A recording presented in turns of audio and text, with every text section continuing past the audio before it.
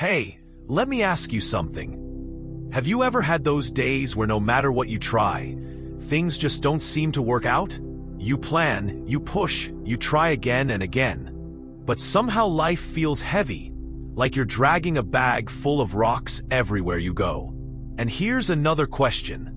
What if the problem isn't that you're not trying hard enough, but that you're holding on too tight? Imagine clutching a rope with all your strength. The tighter you grip, the more your hands hurt. But the moment you loosen, even just a little, the pain begins to ease. Think of this simple picture. A child clings to a broken toy, refusing to let go, crying louder and louder because it won't work anymore. But when they finally drop it, their hands are free to pick up something new. Isn't life kind of like that? Welcome, dear friends, to Wisdom Woven. This space is where we gently talk about life, heart, and the wisdom hidden in Buddhist teachings. There are so many views on this channel, but only 0.3% subscribe. So please, don't just watch quietly. Like, comment, share, and subscribe. Let's keep growing together. Now, Buddhism teaches something very simple but so deep. Nothing works until you let go. The Buddha saw how people suffer because they cling to ideas, to success, to memories, even to pain. It's like holding fire in your hands and wondering why it burns. Letting go doesn't mean giving up. It doesn't mean you stop caring. It simply means you stop forcing life to be what it cannot be. You allow space, you allow things to breathe. In our daily lives, we hold so tightly to how we think things should be. That job should work out. That person should stay. That plan should succeed. But reality doesn't always move in straight lines. When we fight it, we break inside. When we soften, life flows again. The Buddha often spoke about impermanence, that nothing stays the same forever. Think of the seasons. No matter how much winter wants to stay, spring will still arrive.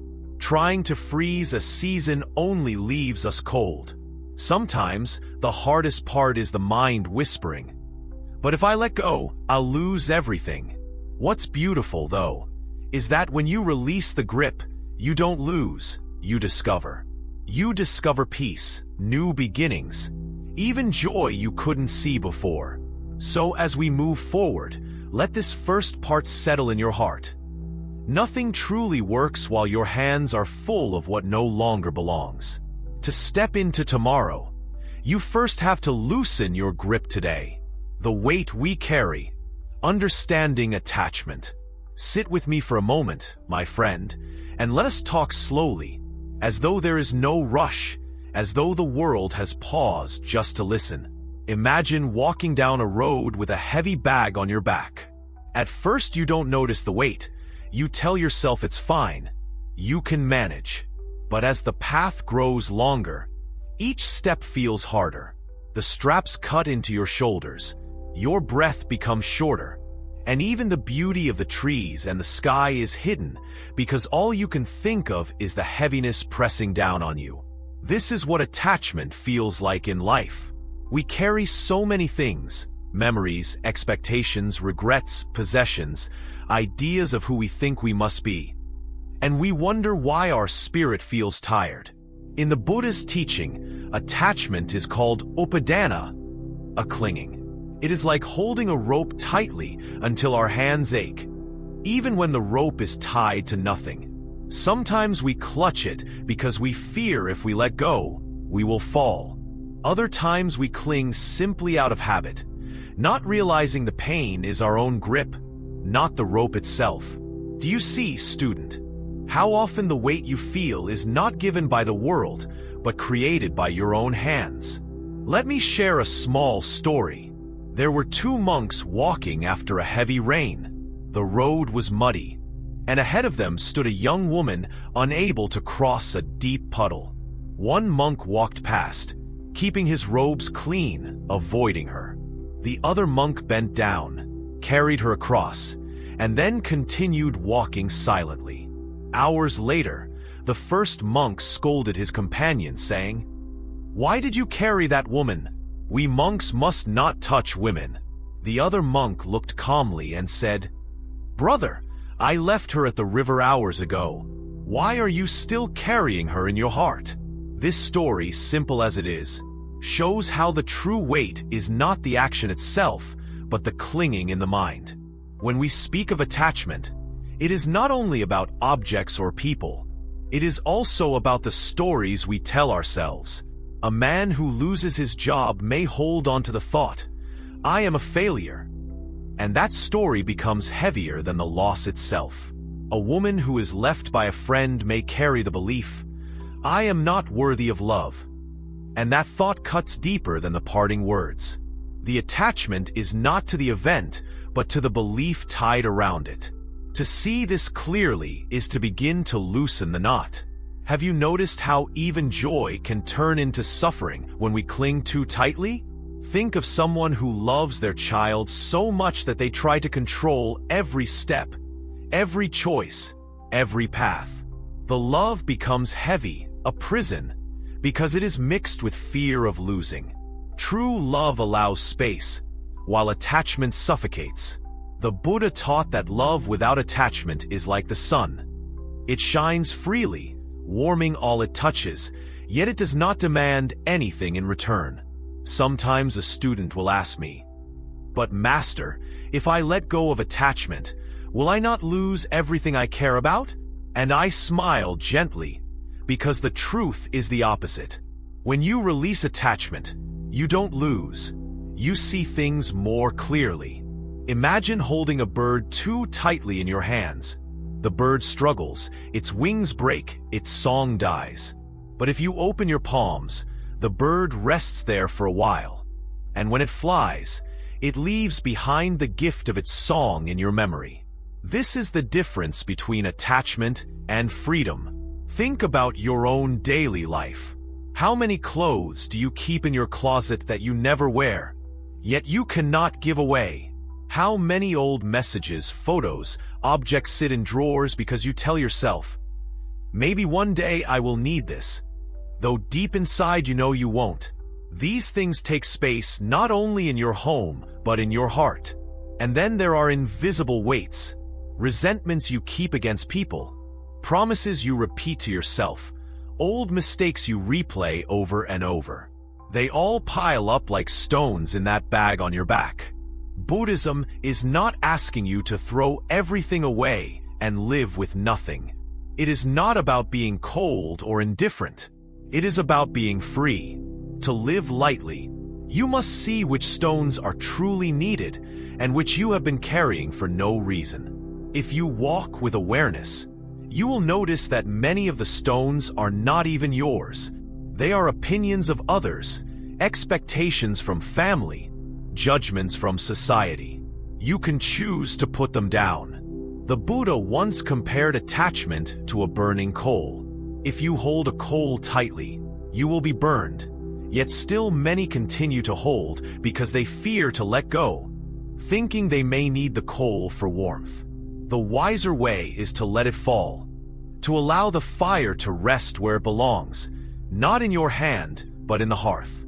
Life becomes warm not by clinging, but by using things at the right time and letting them go when their time is over.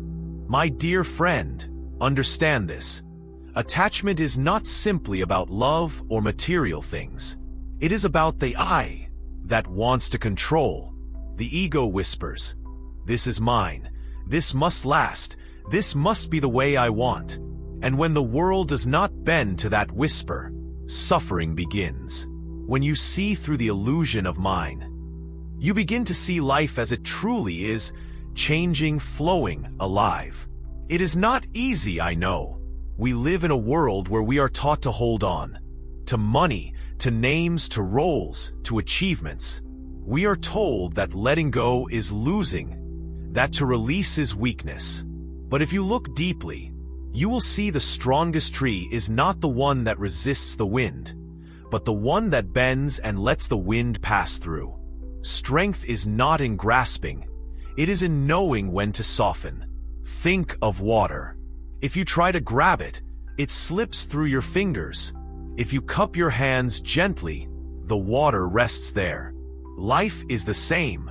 The more you tighten your grip, the more you lose. The more you open, the more you receive. Attachment closes the hand. Letting go opens it. As a Zen master, I do not ask you to cut off all feelings or to reject the world. No, that would only be another form of attachment, the attachment to denial.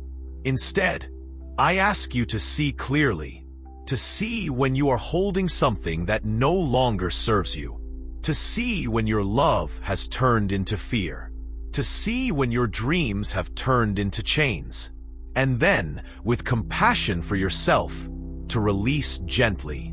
Do not be harsh with yourself. Even the Buddha spoke of how difficult it is for the mind to stop clinging.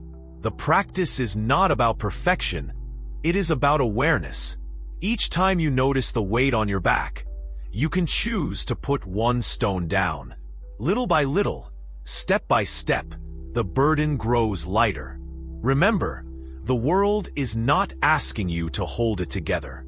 The sun will rise whether you carry your bag of stones or not. The river will flow whether you cling to the rope or not. Life moves endlessly and beautifully without your grasp. And when you see this, a great peace begins to bloom inside. So let us end today's reflection with a simple breath. Breathe in and notice the weight you carry. Breathe out and imagine setting it down, even for just a moment. In that space, in that lightness, you will taste the first drop of freedom. And that, my friend, is the beginning of truly understanding attachment. Buddha's first lesson, impermanence as freedom. Come closer, sit with me. Let us talk about something the Buddha saw so clearly that it became the heart of all his teachings. He spoke of impermanence, such a simple word, yet behind it lies the secret that can open the heavy doors of suffering. When you truly see that nothing stays the same, you begin to breathe differently. You begin to live in a softer way, no longer clutching at things that slip like sand through the fingers. Look around, student. The morning sun rises, and soon it leans toward evening. The flowers you saw blooming yesterday are fading today. The clouds drift in the sky, forming shapes for a moment before dissolving into nothing. Even this body you carry is changing, cell by cell, breath by breath. Impermanence is not some abstract philosophy. It is the quiet truth that everything you touch, everything you know, is always moving, always flowing. People often hear this and feel sadness. They say, "But Master, if nothing lasts, how can I ever find peace? How can I ever hold on to the joy I love?" And I smile gently, for the mistake is in believing peace comes from holding on. The truth is, impermanence is not an enemy. It is the very reason beauty exists. Imagine if flowers never faded. Would you run to see them bloom in spring? Imagine if the night never ended. Would you know the blessing of sunrise? The passing of things is what makes them precious. I remember a story of a farmer who came to me many years ago. His face was heavy with worry. He said, "Master, my crops are drying, my ox is sick, and my children do not listen to me. My life is full of problems." I told him calmly, "Friend, every human being has 10,000 problems. If one disappears, another will come. The river flows, the stones shift, the seasons change. But what does not change is your clinging to how you want things to be."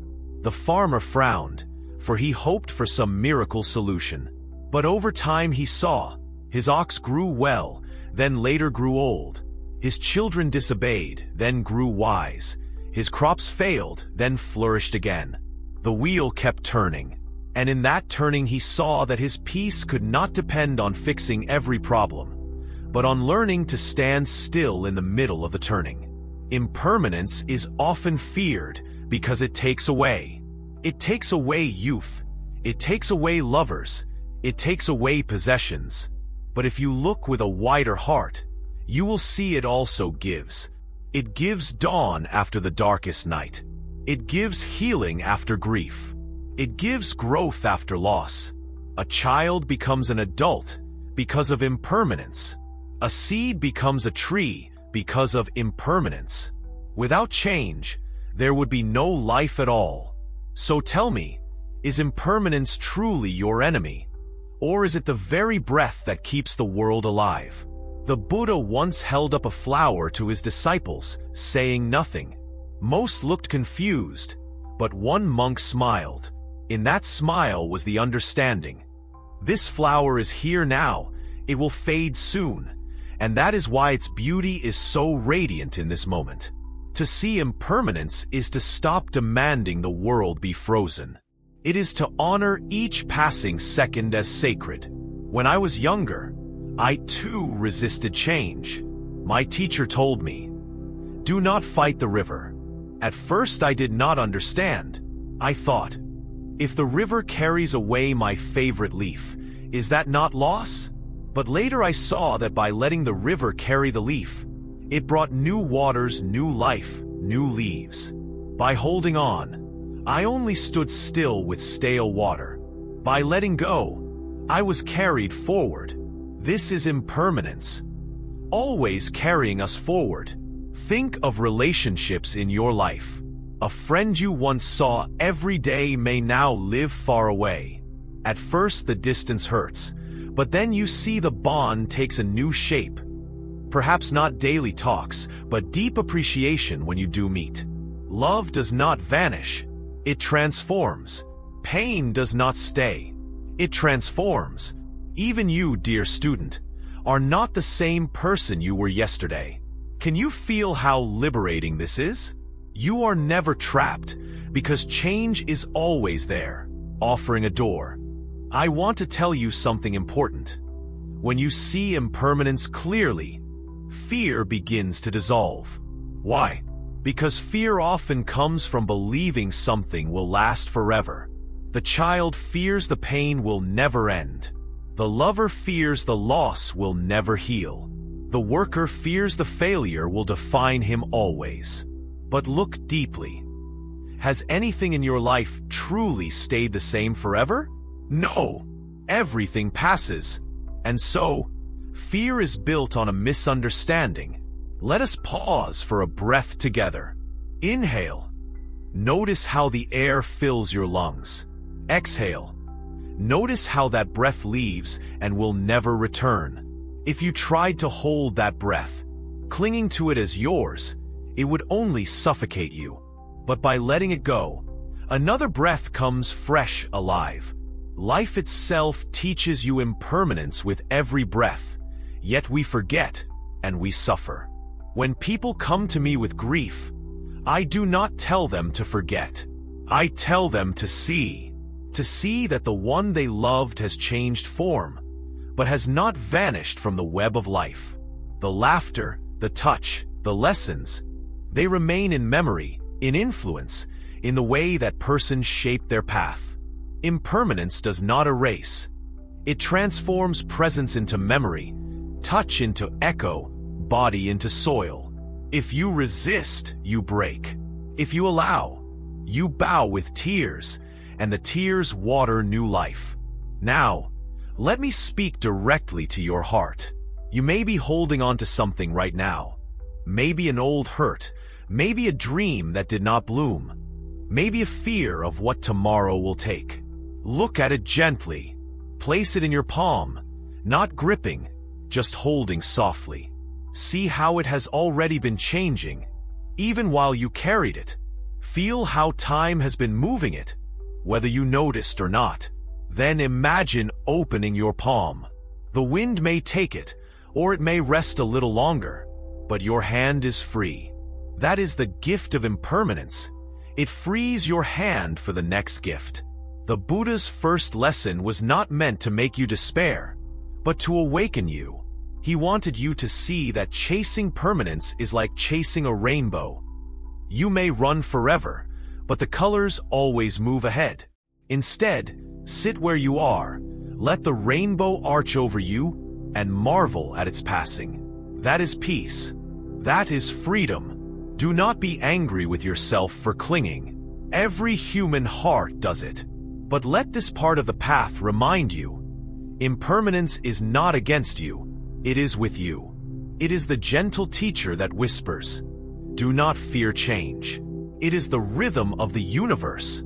If you can bow to that rhythm, you will walk lighter, you will love deeper, you will suffer less. So, my dear friend, keep this truth in your heart as we continue. Nothing you touch, nothing you hold, will remain forever. And that is not a curse but a blessing, for it means each moment is a miracle, each encounter is a treasure, and each goodbye is also the beginning of something unseen. If you learn to see in this way, impermanence will no longer frighten you. It will free you. The mind's trap. Why holding on feels safe but hurts? Come, sit down beside me, my friend. Let us speak quietly, as if the world outside has slowed down, as if the noise of all your thoughts has softened enough for us to look at them together. Have you ever noticed how the mind has its own tricks? It whispers to you that if you hold on tightly, you will be safe. It convinces you that keeping things exactly as they are will protect you from pain. And yet, the more you listen, the more trapped you feel. The mind is like a room full of mirrors, showing you images that are not entirely real. And when you chase them, you end up more lost than before. Think about the times you felt afraid of losing something important. Maybe a relationship, maybe money, maybe your reputation. The mind tells you, if I can just keep this forever, then I'll be happy, then I'll be secure. But life is never still. The more you clutch, the more cracks begin to show. It's like holding water in your hands. The tighter you close your fingers, the faster it slips through. The trap is that holding on feels safe in the moment, but it creates the very suffering you wish to escape. I remember a young man who once came to me. He was talented, successful in the eyes of others, but his face was full of exhaustion. He said, "Master, I work day and night to keep what I have, to protect what I've built, but I cannot rest, I cannot breathe. If I slow down, I fear I will lose everything." I asked him, "When was the last time you laughed with your whole heart?" He grew silent, because he could not remember. His mind told him that clinging to his success would keep him happy, but in truth, it had stolen his joy. He was trapped, not by the world, but by his own grip. The Buddha saw this so clearly. He taught that craving and clinging are the roots of suffering. The mind craves permanence, control, certainty, but the world is flowing, uncertain, alive. So when the mind demands the opposite of life, how can peace ever be found? It is like a fish demanding the river stop moving, or a tree demanding the wind never blow. The demand itself becomes the suffering. Let us pause here. Close your eyes for a moment and notice your breath. Inhale, and then let it go. Imagine if you tried to hold that breath forever because you were afraid of losing it. What would happen? The very thing you tried to save would suffocate you. But by letting go, the next breath comes. This is how life works, my friend. The trap of the mind is to believe safety comes from holding, when in reality, life sustains you only through letting go. People hold on to many things. A harsh word someone said years ago, the way a parent treated them, a dream that never happened. The mind repeats these stories saying, "Don't let go, because this defines you." But tell me, do you really want your whole life defined by something that hurt you long ago? Isn't it strange how we carry wounds like treasures, protecting them, feeding them, even polishing them with fresh memory? Yet these wounds are not who you are. They are clouds passing through the wide sky of your being. I once knew a woman who lost her husband early in life. For years she dressed in mourning, refused to smile, refused to live.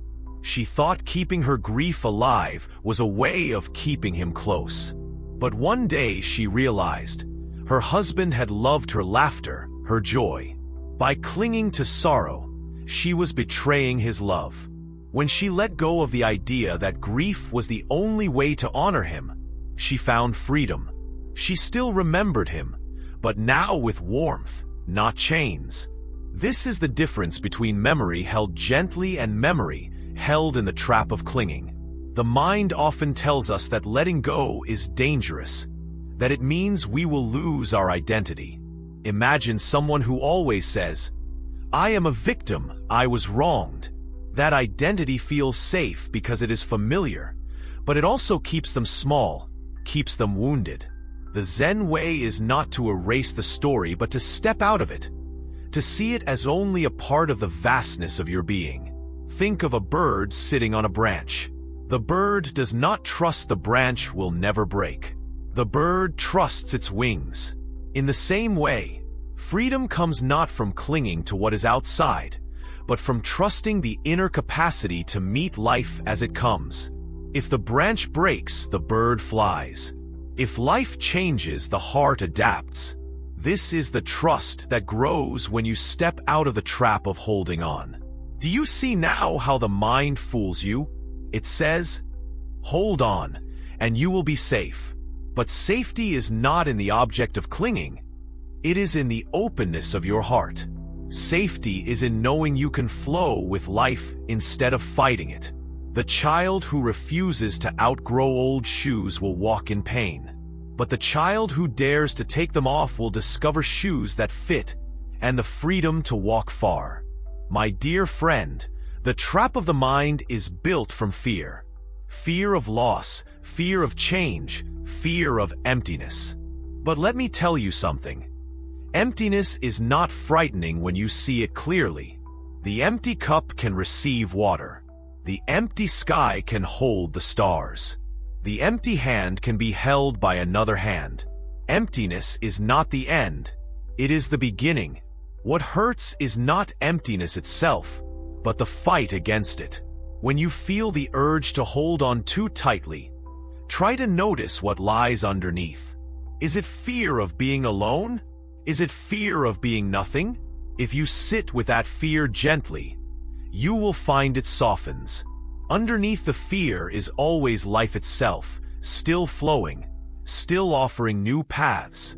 The trap dissolves not by force, but by awareness.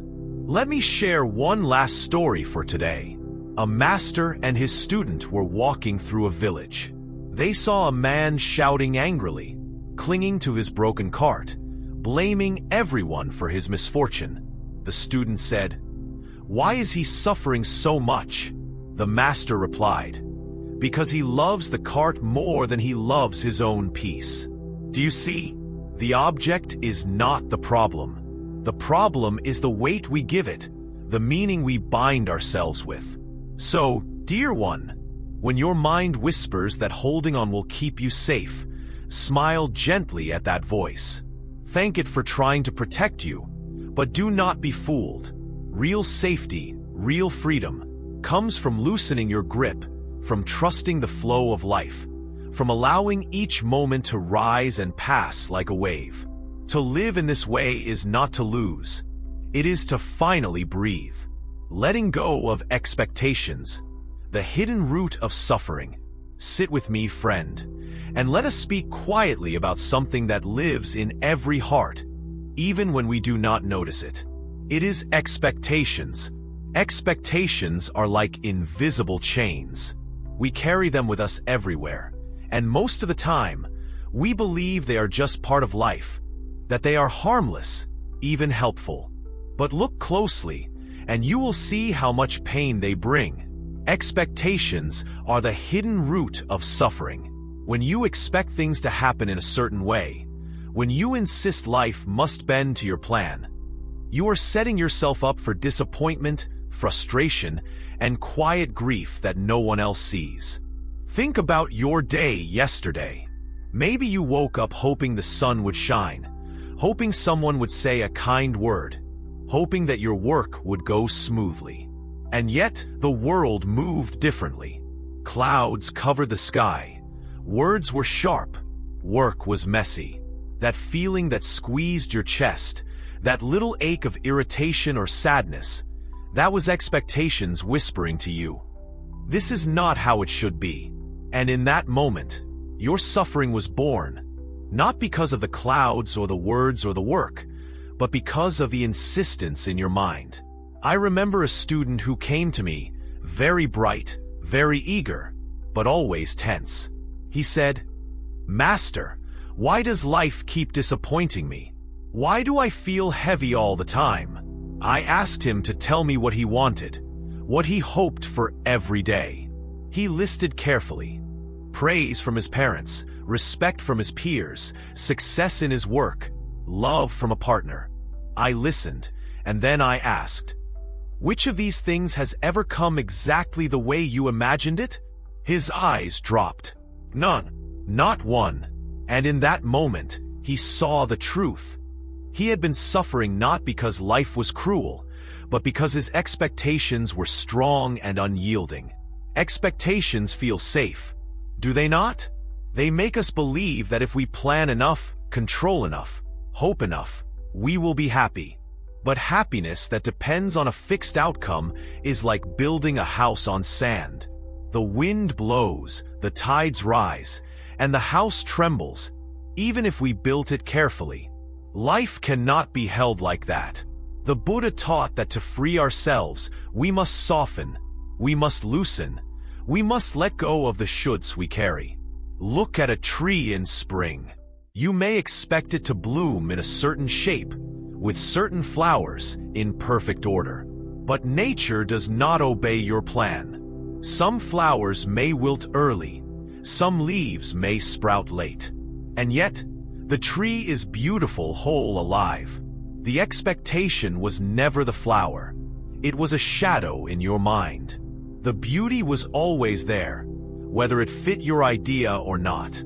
I have seen people crushed by their own expectations. A mother who wanted her child to be perfect, a husband who wanted his wife to always please him, a worker who wanted every project to succeed exactly as he imagined. The expectations made them blind. They could not see the life that was unfolding before them. They missed the small joys, the small miracles, because they were too busy measuring against the imaginary should. Letting go does not mean giving up. It does not mean you stop caring, or that you lose your ambitions. It means you stop demanding that life perform according to your script. You remain awake, alert, involved, but you allow things to be as they are, not as you wish they would be. This is freedom. This is the beginning of peace. A story comes to mind. Once, a young monk expected to be praised by his teacher for his devotion and discipline. Every day he practiced carefully. Every day he hoped for recognition. But the teacher never gave it. Days passed, months passed, and the young monk grew bitter, frustrated, heavy. One day, the teacher quietly said, "I have never given you praise because it was never about praise. It was about your practice, about your mind, about your heart." The young monk understood at last. His suffering had not been caused by the teacher's silence, but by his own expectation of approval. When he let it go, his practice became light, alive, joyful. Expectations are tricky because they hide in everything. You expect people to behave a certain way, to act like you, to love you like you love them. You expect work to go your way, money to arrive when you need it, life to follow a smooth path. And when it does not, your mind fills with frustration, disappointment, worry. All of this is built on what is not yet, what cannot be guaranteed. The Buddha taught that the mind is restless because it clings to what is not. We cling to a future that has not come, to memories that are gone, to outcomes that may never be. We tie ourselves in knots because we do not see clearly. Expectation is a rope that loops around the heart, and the tighter you pull, the more pain you create. I remember sitting under the Bodhi tree, feeling the breeze on my face, noticing the people passing, the animals moving, the clouds drifting. Nothing stayed the same for a moment. I realized then that expectations are like trying to trap clouds in a jar. No matter how hard you try, they move, they change, they escape. The peace comes only when you let the jar be empty and watch the clouds go where they will. When you feel disappointment, look closely. Ask yourself, was this suffering born from life, or from my mind's demand that life be different? Most often, you will see that it is the latter. When you see this, you can breathe. You can smile softly. You can release. Releasing expectations does not erase your feelings. It allows them to flow naturally, like water in a river. Joy and sorrow both move, but neither can drown you when you let go. I want you to picture a child running in a garden. She runs freely, laughing, noticing the petals on the ground, the sunlight in the trees. She does not expect the flowers to bloom in any order. She does not demand that the wind blow a certain way. She simply lives in the moment. That is the way of a heart not trapped by expectations. And you, my friend, can return to that child at any time by loosening your grip, by letting go of the story your mind insists must be true. Even spiritual practice can become heavy if expectations are involved. A person may sit in meditation expecting enlightenment, expecting peace, expecting insight. And when it does not come immediately, frustration arises. But meditation is not about results. It is about presence. It is about noticing the mind, the breath, the sensations, the small moments that are alive right now. When you let go of the expectation of results, the mind becomes soft, awake, gentle. Sometimes, letting go feels like loss. You may think, if I stop expecting, I will not try, I will not care, I will become empty. But this is an illusion. Expectation is not effort. Expectation is demand. Effort is mindful, loving, aware. When you practice with awareness, without insisting on outcome, your actions become alive, your heart becomes light, your joy becomes genuine.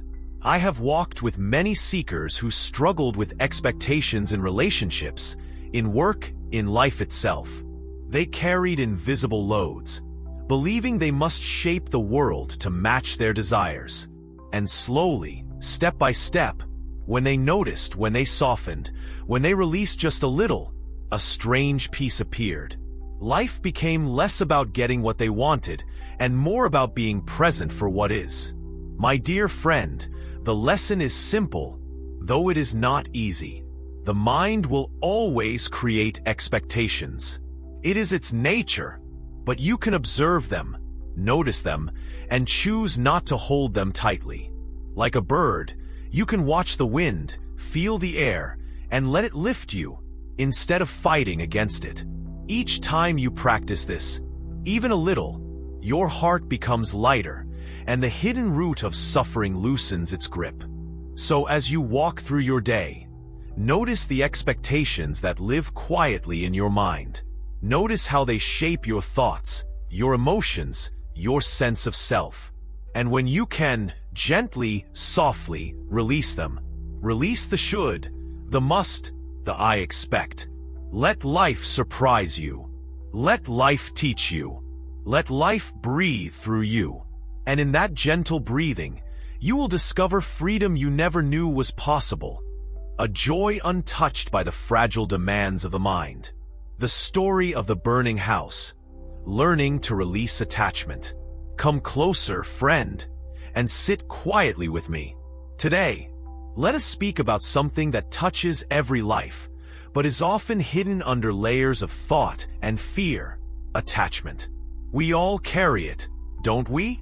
Little chains that bind us to people, things, and even ideas, thinking they will make us safe, thinking they will give us happiness.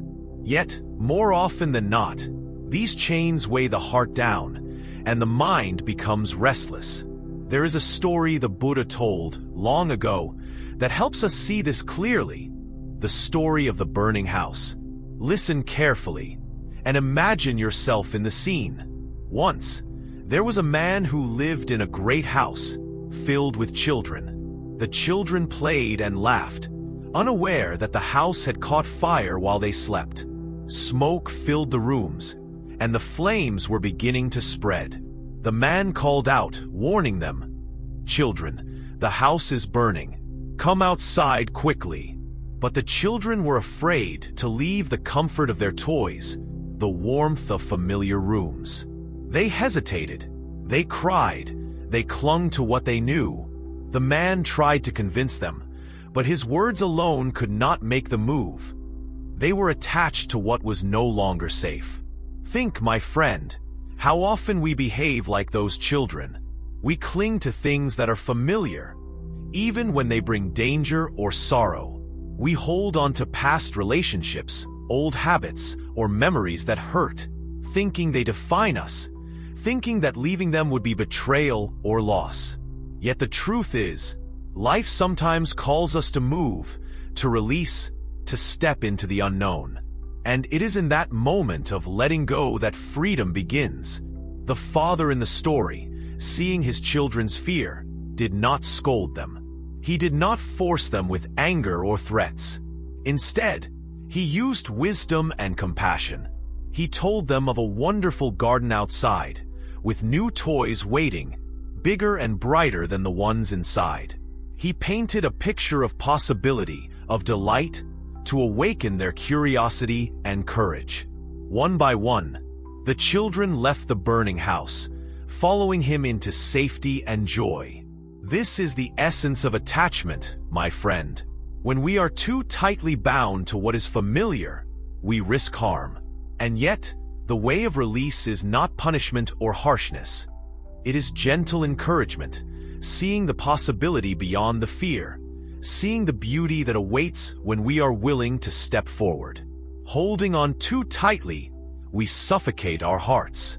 Letting go, we discover we can breathe again. I have seen people carry attachment like a stone in their chest. A mother clinging to the way her child used to be. A lover clutching memories of someone gone. A worker trapped in the hope of recognition. Each day, the stone presses harder, and yet the mind says, "Do not let go. This is precious." But the Buddha's lesson is clear. What is truly precious is not the stone, nor the moment, nor the person, but the heart that can flow freely. The heart that lets go is the heart that is alive.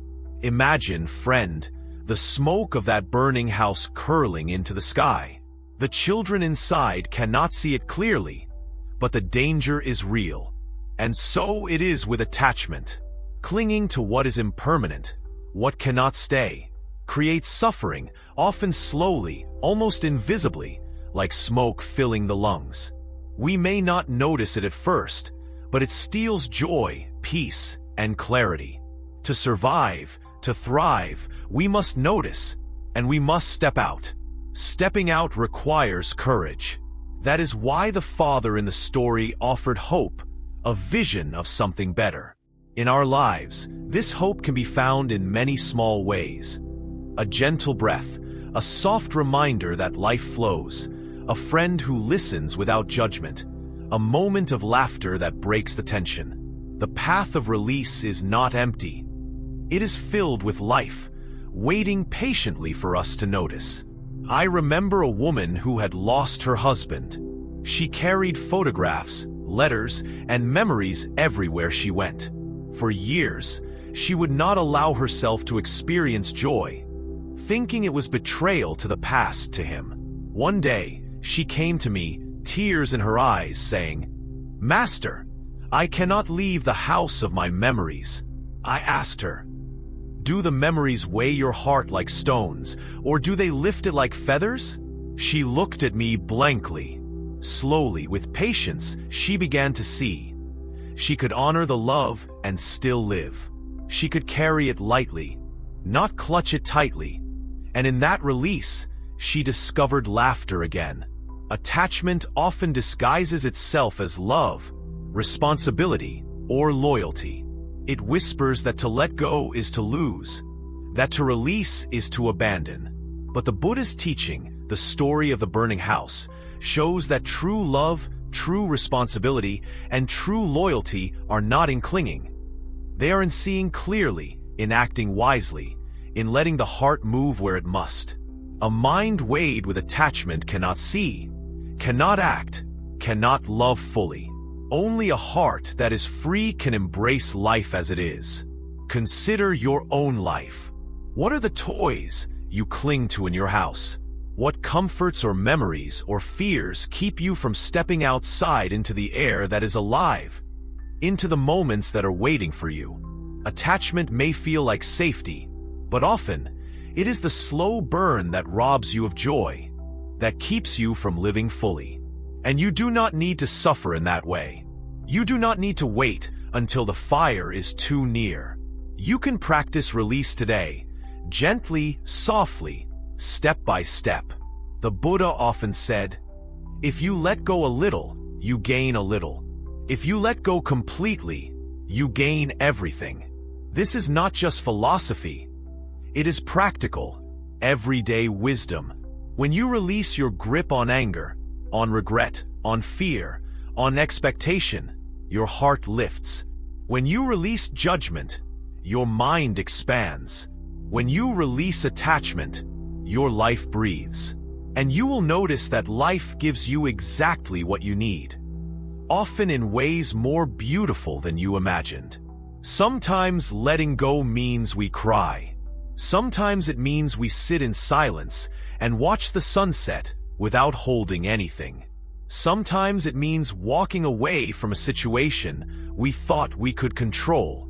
These moments may feel empty, and yet emptiness is not absence. Emptiness is space for life to enter. Emptiness is freedom for the heart to stretch and grow. When the children left the burning house, they did not enter emptiness. They entered a garden filled with light, filled with possibility. So it is with you, my friend. And do not mistake rushing for release. You cannot force the heart to let go. The father in the story did not drag his children from the house. He guided them with vision, with love, with patience. So too must you guide yourself. Notice what binds you, see the danger it brings, and invite yourself gently to step into the open. The garden, the sunlight, the fresh air are waiting, whether you feel ready or not. I want you to imagine holding a bird in your hand. You may love it dearly, but if you clutch it tightly, it will suffocate, it will struggle, it will die. If you open your hand, it may fly away, but often it will return, perching gently, trusting you, because you did not trap it. Attachment is like that. Holding too tightly only causes harm. Letting go allows trust, life, and joy to return naturally. The burning house story is not meant to scare you. It is meant to awaken you. It asks you to look clearly at your attachments, to see where the fire of clinging may already be smoldering in your heart. It invites you to act, not from fear, but from wisdom. It teaches that release is not loss, it is gain. It teaches that freedom comes from loosening, not grasping. It teaches that love, joy, and peace are never found in chains, but in open hands and open hearts. So, my dear friend, as you walk your path today, notice the houses you inhabit, notice the chains you carry, notice the comfort that has begun to burn. And with a gentle breath, with a soft smile, allow yourself to step forward. Step into the open air. Step into possibility. Step into the life waiting for you beyond attachment. For it is there, in that letting go, that you will finally feel the heart breathe, the mind settle, and the spirit rise. The weight of regret and how to release it. Sit with me, friend, and let us speak gently about something that rests quietly in the corners of the heart. Though it may feel heavy and constant, regret. We all carry it, even if we try not to notice. Sometimes it whispers softly, sometimes it roars, and often it keeps us awake at night, thinking over the choices we made, the words we said, the moments we cannot undo. Regret is strange.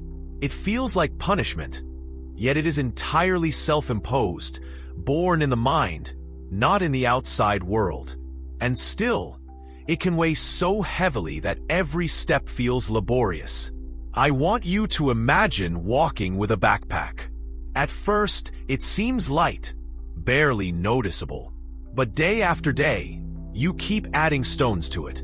Moments when you wish you had acted differently, words that slipped out too soon or too late, opportunities that passed by while you hesitated. The backpack grows heavy. Eventually, it bends your back, and each step feels harder. This is regret. It is a weight that is entirely yours, but it does not have to be permanent. I once had a student who came to me, shoulders hunched, eyes tired. "Master," he said, "I cannot stop thinking about my past mistakes. Every day I replay them, and I feel like I am trapped in them forever." I asked him, "Do you carry a backpack?" He looked puzzled. "Yes," I said. "Every regret is a stone. You are holding them tightly, pressing them against your chest. What would happen if you set some down?" He looked at me with disbelief, as if I had suggested something impossible. Regret feels impossible to release, because the mind believes it is a teacher. If I remember and feel bad, it says, I will not make the same mistake again. And yes, learning from mistakes is wise, but learning does not require punishment. Learning requires awareness, presence, and understanding, not clinging to pain. When regret becomes a prison, it ceases to teach. It only harms. Think of a river, friend. The river does not hold the fallen leaves that drift upon it. The leaves may float for a while, moving with the current, but eventually they drift downstream, out of sight, into the vast flow of life. Regret is like a leaf that you clutch desperately. You think if you hold it tight enough, you will fix the past, but all it does is keep your hand from feeling the water, from moving with the river, from experiencing the life that is flowing all around you. I remember a woman who had lost her brother many years ago. She carried guilt with her, believing she should have done something to prevent his accident. Every family gathering, every quiet moment, the weight returned. I said to her, "You cannot undo what is past, but you can carry it lightly, not as a punishment, but as a memory that teaches compassion, that reminds you to care for those still present." She cried, softly, and then for the first time, she laughed. It was a small, trembling laugh, but it was release. It was a step out of the prison she had built for herself. Regret is often wrapped in shoulds and if onlys. I should have spoken up. If only I had tried harder. I should have loved differently. The mind spins these endlessly, creating a loop with no end. But the Buddha teaches us that the past is like smoke. It drifts away whether you clutch it or not. You cannot go back and change it. You can only see it clearly, accept it, and choose how to act now. That is true freedom.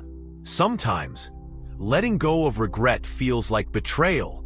You may think, if I stop feeling bad, does it mean I do not care? Does it mean I am weak? But letting go is not forgetting or diminishing the importance of life. Letting go is understanding that suffering does not honor the past. It only traps the present. The present moment, alive and breathing, is the only place where peace and clarity can exist. I tell my students, imagine carrying a cup of water. Every regret is a pebble you drop into the cup. Eventually, the cup overflows, and you spill not only the pebbles, but also the water you could have drunk, the water that sustains life. Release some stones, and you allow yourself to drink, to nourish yourself, to move forward with lightness. I have seen people become so entangled in regret that it affects every part of their lives. Their work, their relationships, their health.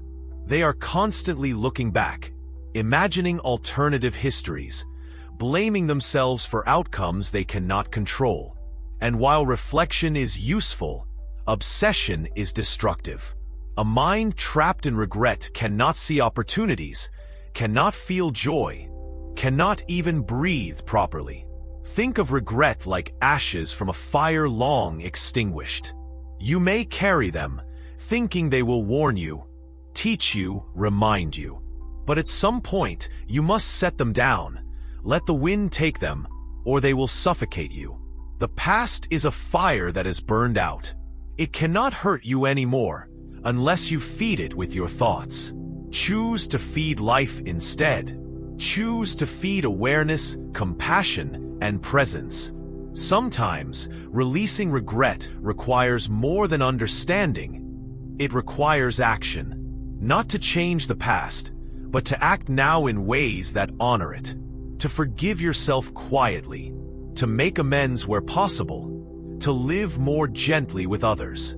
These actions do not erase mistakes, but they transform their energy from weight into light. You begin to see that the pain was never meant to chain you forever. It was meant to awaken wisdom. A young man once told me, "Master, I cannot forgive myself for the choices I made. I see the faces of people I hurt, and I am frozen with guilt." I asked him to close his eyes and breathe. I asked him to imagine the faces, but not as a punishment, only as memories that taught him something. He sat in silence, tears flowing, and slowly, he began to release. He understood that forgiveness is not granted by the world. It is a gift you give to your own heart. Regret often disguises itself as humility or responsibility. I am remembering so I do not repeat mistakes, we tell ourselves. But without awareness, without presence, it becomes obsession. You can be responsible without being chained. You can be mindful without tormenting yourself. You can honor the past without carrying it like a stone in your chest. I want you to imagine a field at dawn. Mist rises gently from the ground, covering the flowers and grasses. The past, like the mist, drifts away as the sun rises. You cannot stop the sun. You cannot hold the mist, and yet you can walk through it, noticing the beauty around you. Your mistakes, your regrets, are part of the mist. They are not permanent. They do not define the path. They only make the air feel cooler, the morning more alive, if you allow yourself to see clearly. I often tell my students, do not try to escape regret by burying it or ignoring it. See it, feel it, breathe through it, and then, when you are ready, let it go. This is not easy. The mind will resist. Old habits of thought cling tightly. But the more you practice, the lighter the heart becomes. The more you practice, the more you discover that regret, like a river stone, smooths itself against the current if only you stop holding it in your palm. Regret also teaches compassion. When you forgive yourself, you learn to forgive others. When you see your own missteps clearly, you begin to see the human struggle in everyone. A heart unburdened by regret can love more freely, listen more deeply, and act more wisely. The Buddha teaches that wisdom is born in the moment of clarity, not in the weight of punishment. Sometimes, the weight of regret feels unbearable. That is when simple, quiet actions are most powerful. Sit, breathe, notice the sensations in your body, notice the tightness in your chest. Speak softly to yourself as you would to a child. I am here. I am alive. I am learning. I release what I cannot change. Over time, the words sink, the weight lifts, and the heart grows lighter. Not because the past has changed, but because your relationship to it has. I remember walking with a seeker by a river. He kept apologizing for decisions made years ago, tossing stones into the current as if trying to sink them.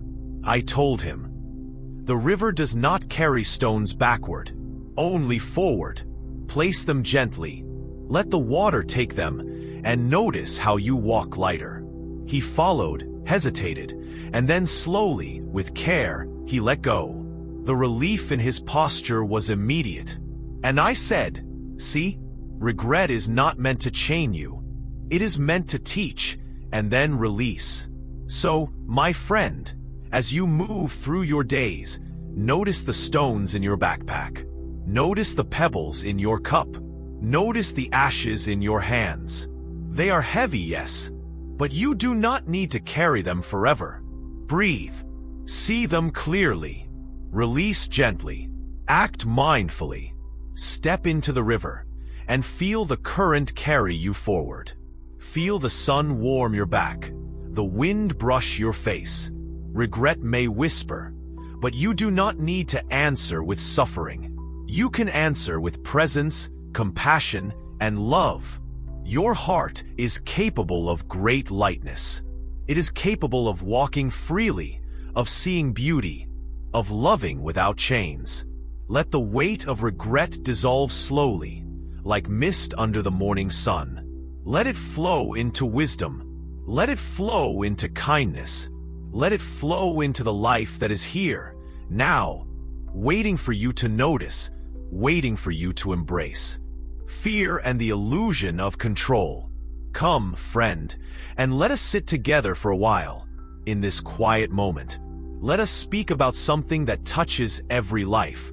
Though we rarely see it clearly, fear. Fear is like a shadow that follows us everywhere, sometimes visible, sometimes hidden. It creeps into our thoughts, our hearts, our decisions. We try to control it, to push it away, to hide from it. But the more we resist, the stronger it becomes. Have you ever noticed how fear often whispers that if we let go, everything will fall apart?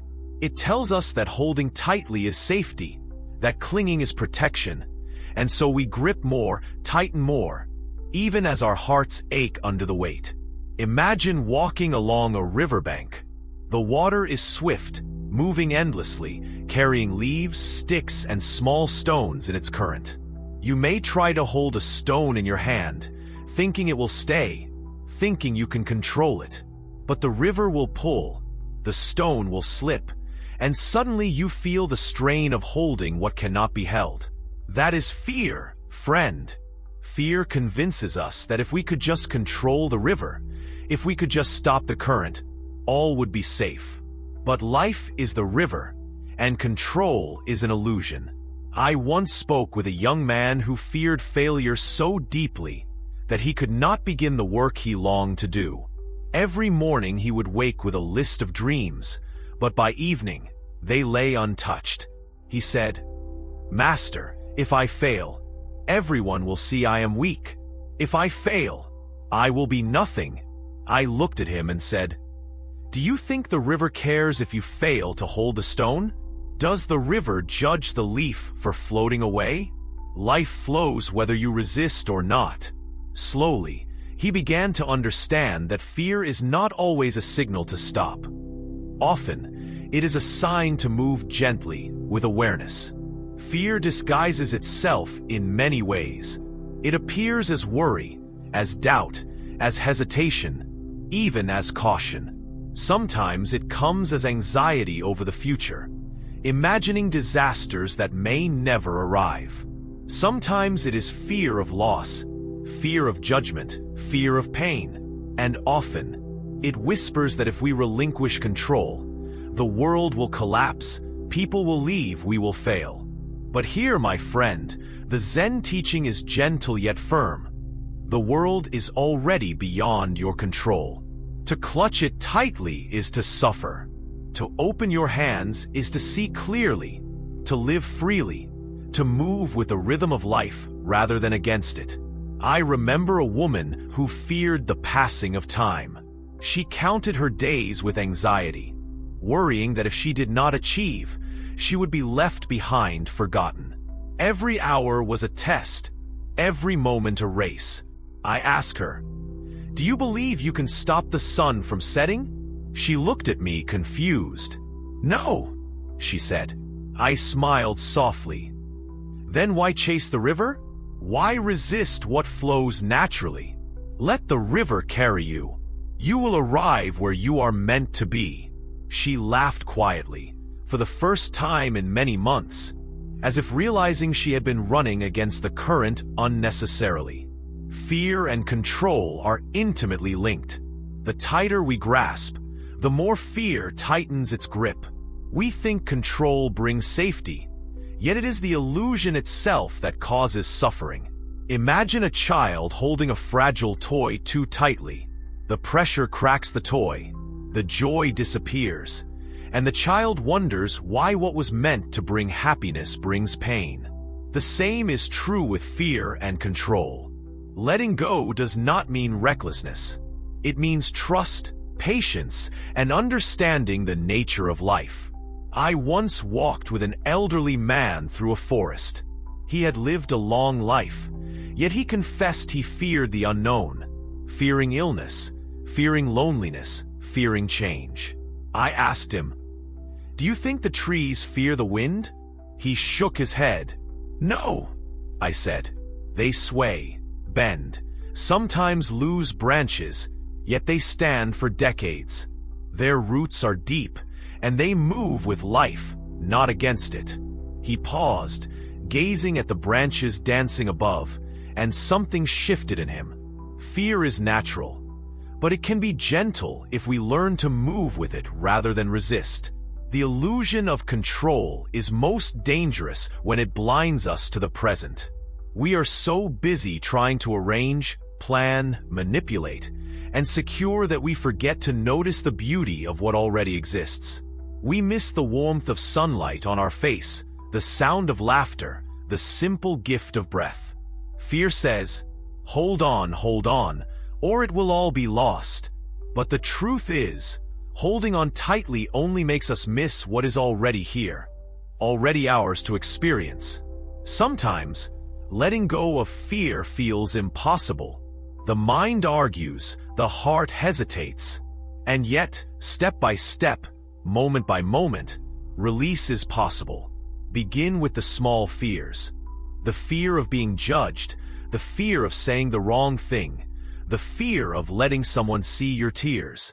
Practice noticing the fear without acting on it, like watching clouds float across the sky. They appear, they shift, they dissolve. You are not the clouds. You are the sky. I remember a young mother, trembling with fear each time her child walked away from her sight. Even for a few moments. Her heart would pound, her chest tight. I said to her, "You cannot control the world outside your eyes, but you can control the space inside your heart. Breathe. Watch the moment. Trust that life flows with the child, not against him." Slowly, she learned to breathe through fear, to watch without clutching, to love without chains. Her heart softened, and she discovered freedom in presence. Fear often clings to imagination rather than reality. We worry about things that may never come, replaying endless scenarios of disaster, loss, or shame. The Buddha teaches that clinging to imagined suffering is a form of suffering itself. Just as a child imagines monsters in the dark, we imagine dangers in the future and allow our hearts to be imprisoned by shadows. To release fear is to see clearly. What is. What will be, comes in time, and our minds need not suffer in anticipation. The Zen path teaches us to meet fear with curiosity, not resistance. Observe it, like a gentle stream watching a leaf drift by. Ask, What are you trying to teach me? Listen, often fear carries wisdom beneath its shadow. It shows us what we value, what we care for, where the heart is attached. Yet, the lesson is in release, not in clinging. To hold tightly is to obscure the wisdom. To let go is to understand it fully. I once met a man who feared loneliness so deeply that he would not spend a single moment in silence. He filled every hour with noise, activity, conversation, never allowing his own presence to be felt. One day, I asked him to sit with me by a quiet pond. The reflection of trees and sky mirrored back at him. Slowly, without words, he noticed his breath, the stillness, the life around him. Fear did not vanish, but it softened as the illusion of control faded. The pond was not his to hold, yet he could sit with it peacefully. Fear also teaches empathy. When we see our own fear clearly, we understand the fears of others. A heart that releases fear can comfort, support, and connect. A mind free from the illusion of control can act wisely, gently, without grasping or forcing. The Buddha says that wisdom and compassion arise naturally when the mind is unburdened by the need to control what cannot be controlled. Sometimes, the release of fear is gradual. It is not a sudden leap into courage, but a slow, steady loosening of grip. Each breath, each moment of noticing, each act of surrender allows the heart to expand. We learn that life is not a thing to be held, secured, or predicted. Life is a river, a dance, a song, and the joy of living is in moving with it, not resisting. Think of fear as a guest in your home. It may knock loudly, it may demand attention, but you do not need to let it control the household. Invite it in, observe it, understand it, and then allow it to leave. Fear has no power when the heart does not cling, when the mind does not grasp. Control is only an illusion. Presence is real. I remember an elderly woman who feared death so much that she could not speak of it, could not think of it. I asked her to imagine the river, the current of life flowing endlessly. She would join it, I said, not by controlling it, not by resisting, but by floating with it. Slowly, with tears and smiles, she began to feel the flow, the rhythm, the gentle surrender. And in that surrender, she discovered peace she had never imagined possible. So, my dear friend, as you move through your days, notice the fears that visit your mind. Notice the places where you try to control what cannot be held. Observe gently, breathe deeply, and take small steps toward release. The river is flowing, the sun is rising, the wind is moving through the trees. You do not need to stop any of it. You only need to open your hands, soften your heart, and trust the flow of life. Fear may linger, it may whisper, it may push and pull, but you are not its prisoner. You are the sky, the river, the open field. Let go of control, let go of resistance, and notice how light your heart becomes. Notice how the world appears brighter, clearer, kinder, when the illusion of control falls away. Notice how you, for the first time in a long while, are truly alive. Anger and the path to inner peace. Come closer, my friend, and let us speak quietly about something that lives in all of us, yet few dare to face directly: anger. Anger is like a fire that flares suddenly, sometimes from nothing, sometimes from much. We try to hide it, suppress it, ignore it, or push it away, thinking it will vanish, but it lingers, quietly smoldering until it finds a moment to roar again.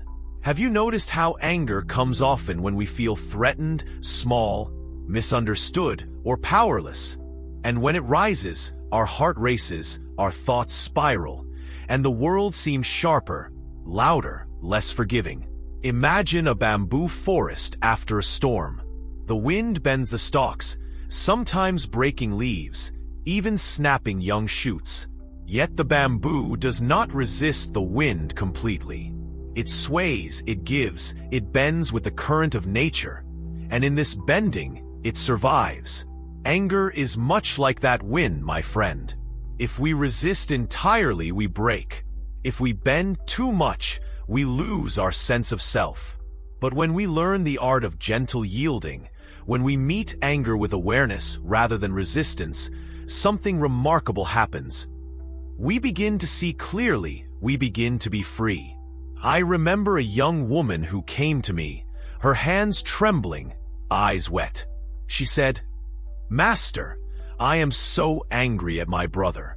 He has taken my trust, my hope, my patience. I cannot breathe when I think of him." I nodded, silently listening to her words, feeling the weight of her hurt. "Tell me," I said softly, "is the anger keeping him away, or is it keeping you chained?" She paused, tears falling slowly, and slowly began to understand. Anger, like a rope, often ties us to what we wish to escape. Anger disguises itself in many forms. Sometimes it is loud, shouting, aggressive. Sometimes it is quiet, simmering, bitter, invisible to the eye but heavy in the heart. Sometimes it wears the mask of justice, convincing us that the world must pay for wrongs done. And sometimes it is hidden under sorrow, fear, or disappointment. Yet, no matter its form, the lesson is always the same. Until we meet it fully, with gentle awareness, it will direct our actions rather than our conscious mind. I met a man once who carried a grudge for decades. Every morning, he thought of the neighbor who wronged him, and every night he dreamed of vengeance. He said, "Master, if I let go, I will lose my dignity, my reason, my purpose." I smiled and said, "Dignity is not in clinging to pain. Purpose is not in feeding fire with fire. True strength is not in anger, but in understanding it, in letting it teach you, not control you." Slowly, over months, he learned to observe the fire in his chest without adding fuel, to breathe through it, to let it soften rather than consume. Anger is often fueled by expectation. We expect people to act a certain way, life to behave predictably, our wishes to be fulfilled. When reality does not meet these expectations, the mind reacts sharply, the heart tightens, and anger rises. The Buddha teaches that clinging to expectations is the seed of suffering. Like planting a garden in a desert, we water seeds that cannot grow, and we wonder why the soil is dry, why the plants wither. To release anger, we must release rigid expectation. We must allow life to unfold in its own way, noticing without demanding, experiencing without insisting. There was a father I once counseled, who grew furious whenever his child made mistakes, even small ones. His face would redden, his voice sharpen. He said, "If I do not correct him firmly, he will grow weak, incapable." I asked him to imagine the wind shaping the mountain over centuries. The mountain does not force the wind, yet the wind leaves marks over time. What if your guidance were like the wind, gentle but constant, rather than fire that scares and burns? Slowly, he began to practice this gentleness, noticing that his love did not fade when anger was softened. On the contrary, it deepened. Anger is also a teacher of self-awareness. When it arises, it shines a light on the places within us that are tender, insecure, or wounded. Often, it is not just about what another person has done. It is about what we carry within ourselves, the fears, the unmet needs, the illusions of control. When we turn our attention inward, observing without judgment, we may discover a sadness, a fear, or a longing that anger has been hiding. And when we see it clearly, compassion naturally follows. I once spoke to a merchant who was furious with his business partner. "He has betrayed me," he exclaimed, his hands shaking. I asked him, "Do you think your anger changes what has already happened?" He frowned. "No, but it shows him he cannot treat me this way." I said, "Perhaps it shows you how deeply you hold attachment. Notice this. Feel the heat, but do not act as the fire dictates. Let understanding guide you." He sat quietly, and over time, he noticed the subtle release that came with simply watching anger without obeying it. Anger often appears when we feel powerless. We lash out because the heart longs for agency, for recognition, for justice. Yet, when we react impulsively, we may lose what little control we thought we had. The Zen way is to notice this impulse, to feel the powerlessness, and then to breathe, to step back, to respond rather than react. It is not weakness to pause. It is wisdom. The pause allows clarity, compassion, and strength to emerge naturally. There is a woman I recall who lived with constant irritation toward her colleagues. Every meeting, every interaction triggered resentment. She felt trapped. I asked her, "Do you think they truly control your mind, or is your mind holding on?" Slowly, she realized that her peace was in her own hands. Anger, she understood, is like a storm outside the window. It may rage, it may howl, but we can choose whether to open the door or remain quietly inside. Anger also has a physical presence in the body. Notice how the chest tightens, the stomach knots, the jaw clenches.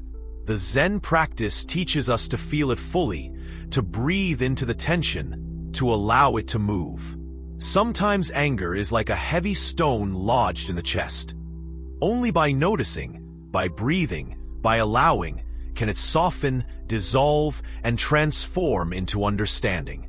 I remember a monk who practiced for years, yet he would sometimes find irritation rising when a brother monk spoke harshly.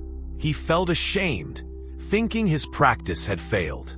I told him, "Your irritation is not failure. It is a mirror. Look into it. See what it reflects about you. Then bow to it, thank it, and let it pass. The mind is like water. Agitate it, and it becomes turbulent. Let it settle, and it is clear." Over time, he learned that anger, properly observed, is a teacher, not a master. Many people confuse anger with power. They think raising the voice, punishing, or lashing out demonstrates strength. But true strength is subtle, quiet, enduring. It is the ability to feel the fire of anger without being burned, to act from clarity, not compulsion. It is the gentle firmness of a tree that bends with the wind but does not break. The calm presence of the pond reflecting the sky even in the storm. Anger often arises from attachment, from the desire to hold tightly to people, to outcomes, to our own expectations. When these attachments are challenged, when reality does not conform, the fire rises. The Zen path teaches that attachment is like chains. Letting go is freedom. Releasing does not mean abandoning love, care, or commitment. It means acting without grasping, loving without needing to control, and noticing life as it flows rather than demanding it to bend to our will. I once guided a student who carried anger toward a former friend. Each memory was a spark, igniting fire in the chest. I asked, "Do you want the friend to change, or do you want peace?" He paused, realizing that his suffering was not from the friend, but from his own refusal to release. Step by step, breath by breath, he began to notice the anger, to greet it with compassion, and to allow it to soften naturally. The transformation was not instant, but it was real, profound, and lasting. Anger is like a river that can flood or nourish. If left uncontrolled, it sweeps away everything in its path. If observed, respected, and channeled, it becomes energy, a force for clarity, understanding, and compassionate action. Zen teaches us to watch the river, to understand its current, and to act wisely, with heart open and mind steady. I remember a teacher who once told me, "Anger is not the enemy. Blindness is. Anger felt without awareness is fire that burns. Anger felt with presence is wind that clears the air."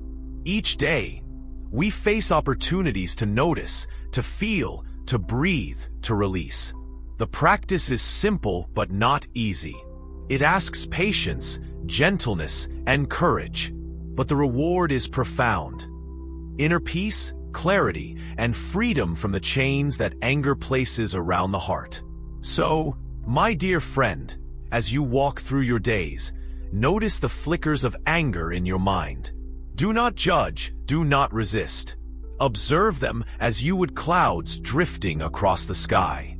Feel the fire, but do not become it. Breathe, release. Let life teach you how to bend without breaking, how to be strong without hardness, how to move through the world with a heart that is free, tender, and aware. The path to inner peace is not to suppress anger, but to meet it, understand it, and let it teach you how to live fully, gently, and with presence. Grief and the gentle heart. Come, my friend, sit with me for a while, and let us speak softly about grief. Grief is a visitor we all know, whether we welcome it or not. It arrives quietly at first, like the soft drizzle before a storm, or it may come violently, crashing into the heart like thunder. Sometimes we think grief is only about death, but it is far more subtle, far deeper than that. It is the aching when something precious is lost, when dreams fade, when we realize that life does not bend to our wishes, no matter how tightly we cling. Have you ever felt that quiet, hollow ache, the one that lingers even in laughter, that soft weight pressing down on your chest? That, my friend, is grief speaking. Grief has a strange way of teaching us. It teaches patience, though we do not ask for it. It teaches presence, though we would rather be anywhere else. I remember a young man who came to me, his eyes red and voice shaking. "Master, I cannot bear this sadness. My mother is gone, and I feel like a part of me has disappeared with her."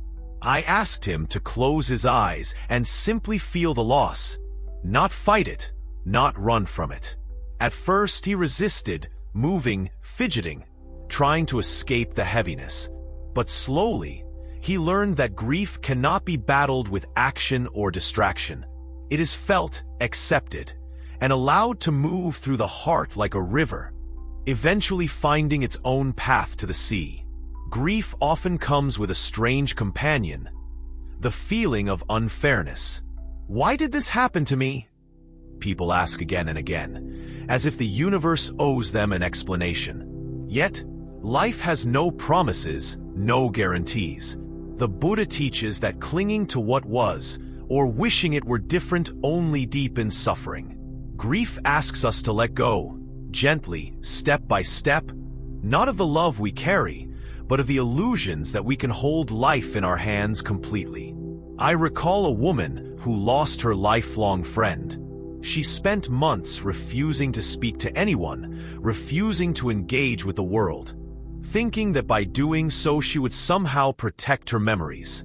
I asked her, "Do you think the friend is gone from your heart, or is it your mind that is trying to control the past?"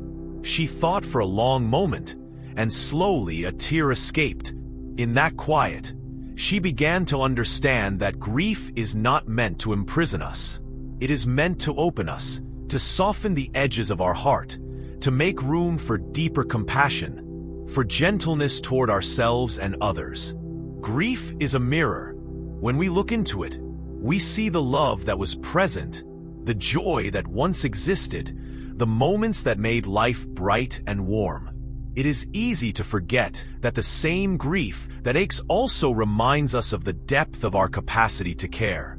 One of my students said to me, "Master, I wish I did not feel this pain." I replied softly, "And yet, my child, it is the same heart that feels grief that also felt love, hope, and joy. Would you trade the warmth of that love to avoid this ache? Grief, in its way, teaches gratitude for what was, even while it humbles us with its weight. Sometimes grief arrives not with the passing of someone we love, but with the passing of something within ourselves. A lost opportunity, a broken relationship, a dream that cannot be realized. I knew a young artist who grieved for the recognition she never received, for the paintings that remained unfinished, for the applause she imagined but never heard. She thought her sadness was smaller, less worthy, than the grief of death or loss, but I told her, grief does not measure its own value. Every loss, every unfulfilled hope, touches the heart. Honor it, my child, as you would honor the sun setting over the mountains. In acknowledging her sorrow, she began to see that grief and love are intertwined, inseparable threads in the tapestry of life. The body also speaks grief. Notice the heaviness in your chest, the tightness in your throat, the way the shoulders slump. These are not flaws, my friend. These are signals, gentle whispers from your heart, inviting you to pause, breathe, and feel. Zen teaches that the body and mind are not separate. Grief lives in both, and to heal, we must allow it to flow, to settle, and to teach us the quiet lessons of presence. There was a man who carried grief silently for decades. He smiled, spoke cheerfully, and appeared content. Yet his heart was a locked room of sadness. I asked him once, "What do you fear more, feeling your grief or letting it shape your life in silence?"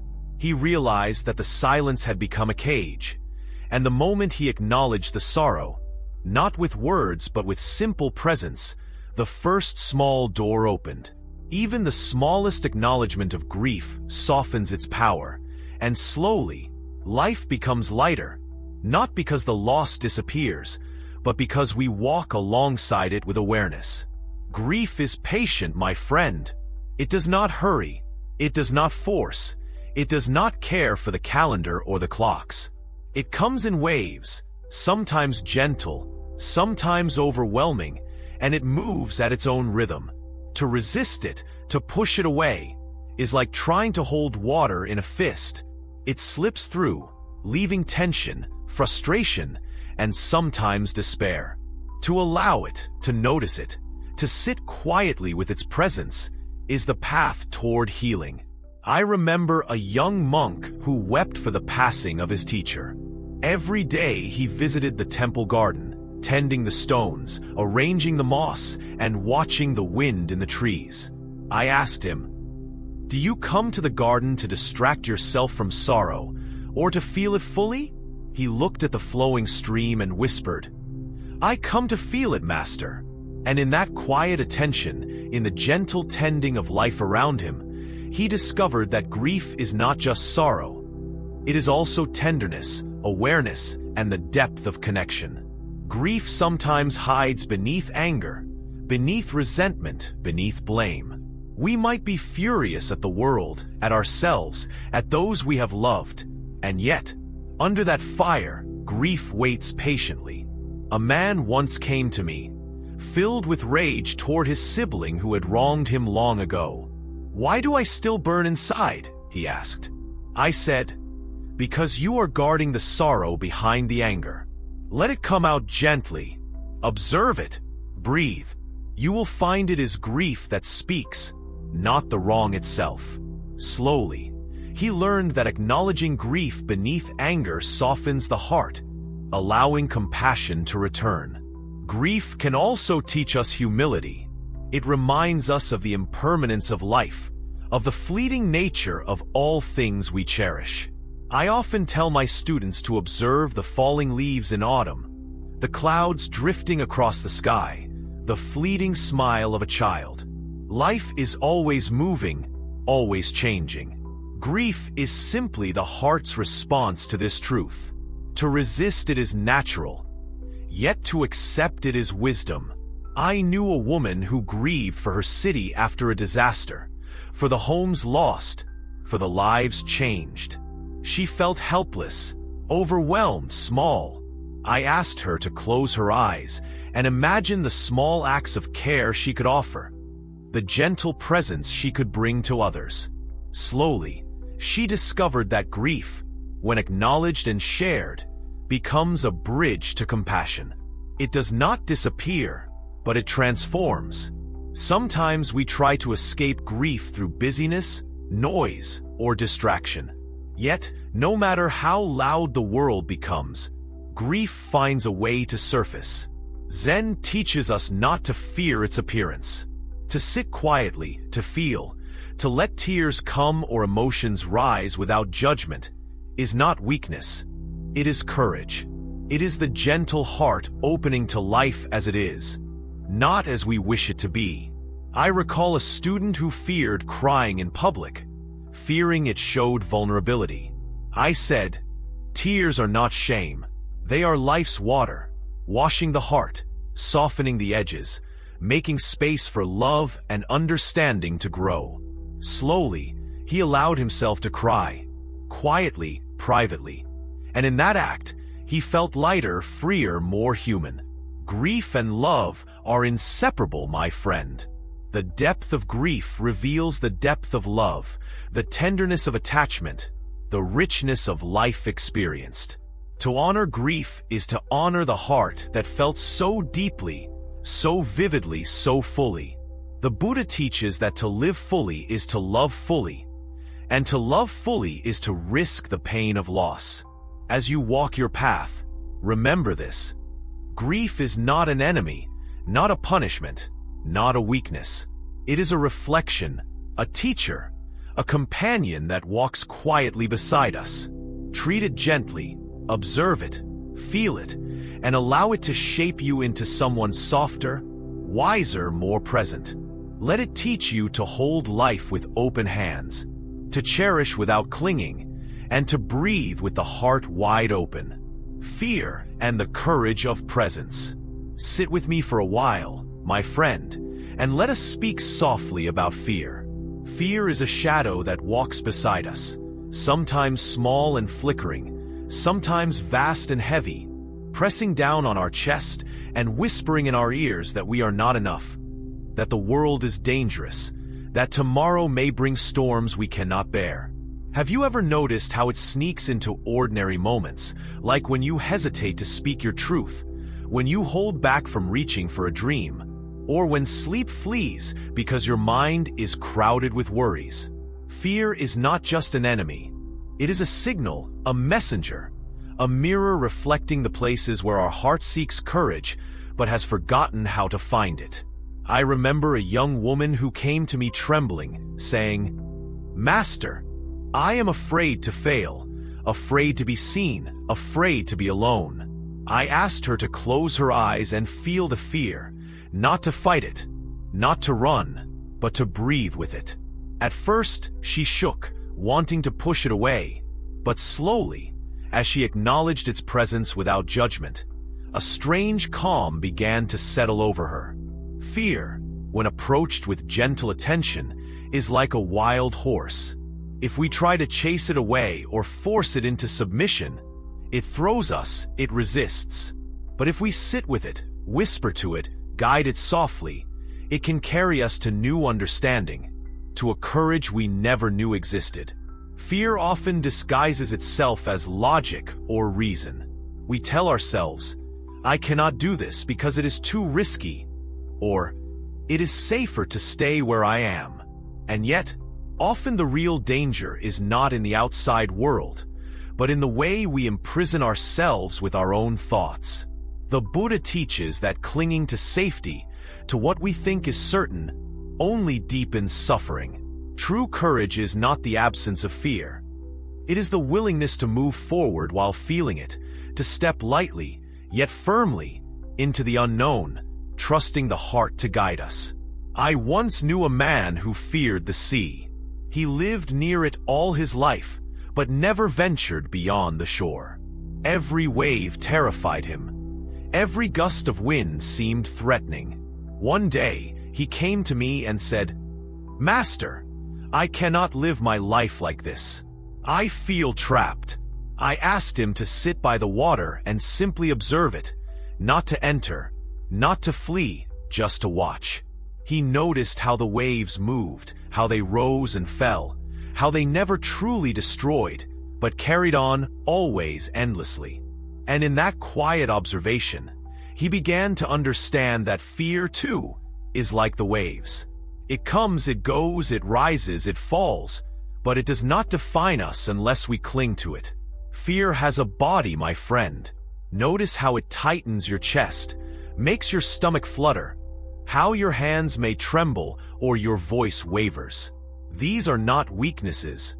They are the language of your being, trying to tell you that something matters, that something is alive within you.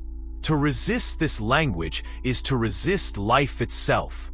To acknowledge it, to breathe with it, is to step into presence. The Zen path teaches that presence is courage. When we are fully here, fully aware, fear loses its power to dominate, because we are no longer hiding from life. We are living it. I recall a young monk who was terrified of speaking in front of the assembly. Each time the moment came, his heart raced, his mind blanked, and he felt shame. I told him, "The fear is not the enemy. It is your companion, showing you where courage waits to be born. Speak through the fear, not in spite of it, but with it." At first, he stumbled, voice shaking, hands quivering. But slowly, with repeated practice, he discovered that speaking with fear, rather than attempting to erase it, gave his words a depth, a honesty, a tenderness that silence could never achieve. Fear is patient. It waits in corners of our mind, in quiet mornings before the sun rises, in the hollow moments when the world feels uncertain. It thrives when we try to pretend it is not there. And yet, the more we face it gently, with curiosity rather than judgment, the more it reveals itself as not a prison, but a doorway. Through fear, we learn what matters to us, what we cherish, and what we are willing to risk. Sometimes fear wears the mask of other emotions: anger, frustration, sadness. These may hide the trembling core of fear beneath them. A man once came to me, furious at the injustices of life, shouting and blaming the world. I asked, "Is it anger that fills you, or fear of losing, of failing, of being left behind?" Slowly, he saw the truth. Beneath the fire, his heart was tender, trembling, desperate for safety, for love, for certainty. To honor the fear is to honor the heart itself. Fear also teaches us humility. It reminds us that we are small, that we cannot control all, that life is vast and unpredictable. And yet, in this humility lies liberation. We learn to step lightly, to move with awareness, to listen to the rhythms of the world and our own heart. I often tell my students to notice the morning mist, the soft call of birds, the rhythm of their own breath. Fear is part of this natural rhythm. When we stop resisting it, we can flow with it, learning that courage is simply presence with the unknown. I remember a young man who feared love, fearing the pain it could bring. He kept his heart guarded, refusing to trust, refusing to give himself fully. I asked him, "Do you think avoiding fear will keep your heart safe, or will it simply keep it small?" He paused, reflecting on the warmth he denied, the joy he had turned away from. Slowly, he began to see that to love is to feel fear, to embrace vulnerability, and yet, within that vulnerability, to find the richness, the depth, the tenderness of being truly alive. Fear is not permanent. It rises, it settles, it changes shape, but it is not the final truth of who we are. It is a teacher, a guide, a mirror reflecting both our limitations and our potential. I once guided a woman through the fear of losing her home, her livelihood, her sense of stability. Together, we sat with each uncertainty, naming it, acknowledging it, feeling the trembling in her heart.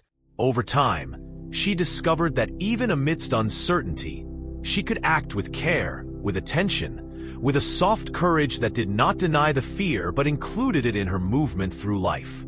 I tell my students often, courage is not the loud, heroic act we imagine. It is quiet. It is gentle. It is waking each morning, noticing the fear that lingers in the corners of our mind, and choosing, anyway, to take one step forward. Courage is the breath that rises after trembling, the soft words spoken despite shaking lips, the hand extended despite hesitation.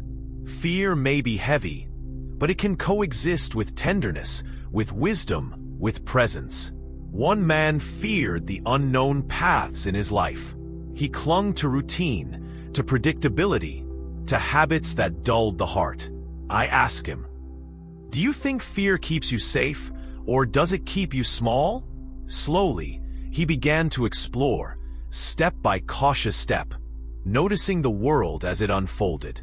The fear remained, yes, but it became a companion, not a master. And in that companionship, life became vibrant, rich, full of texture and color that had been hidden behind the veil of avoidance. Fear teaches patience.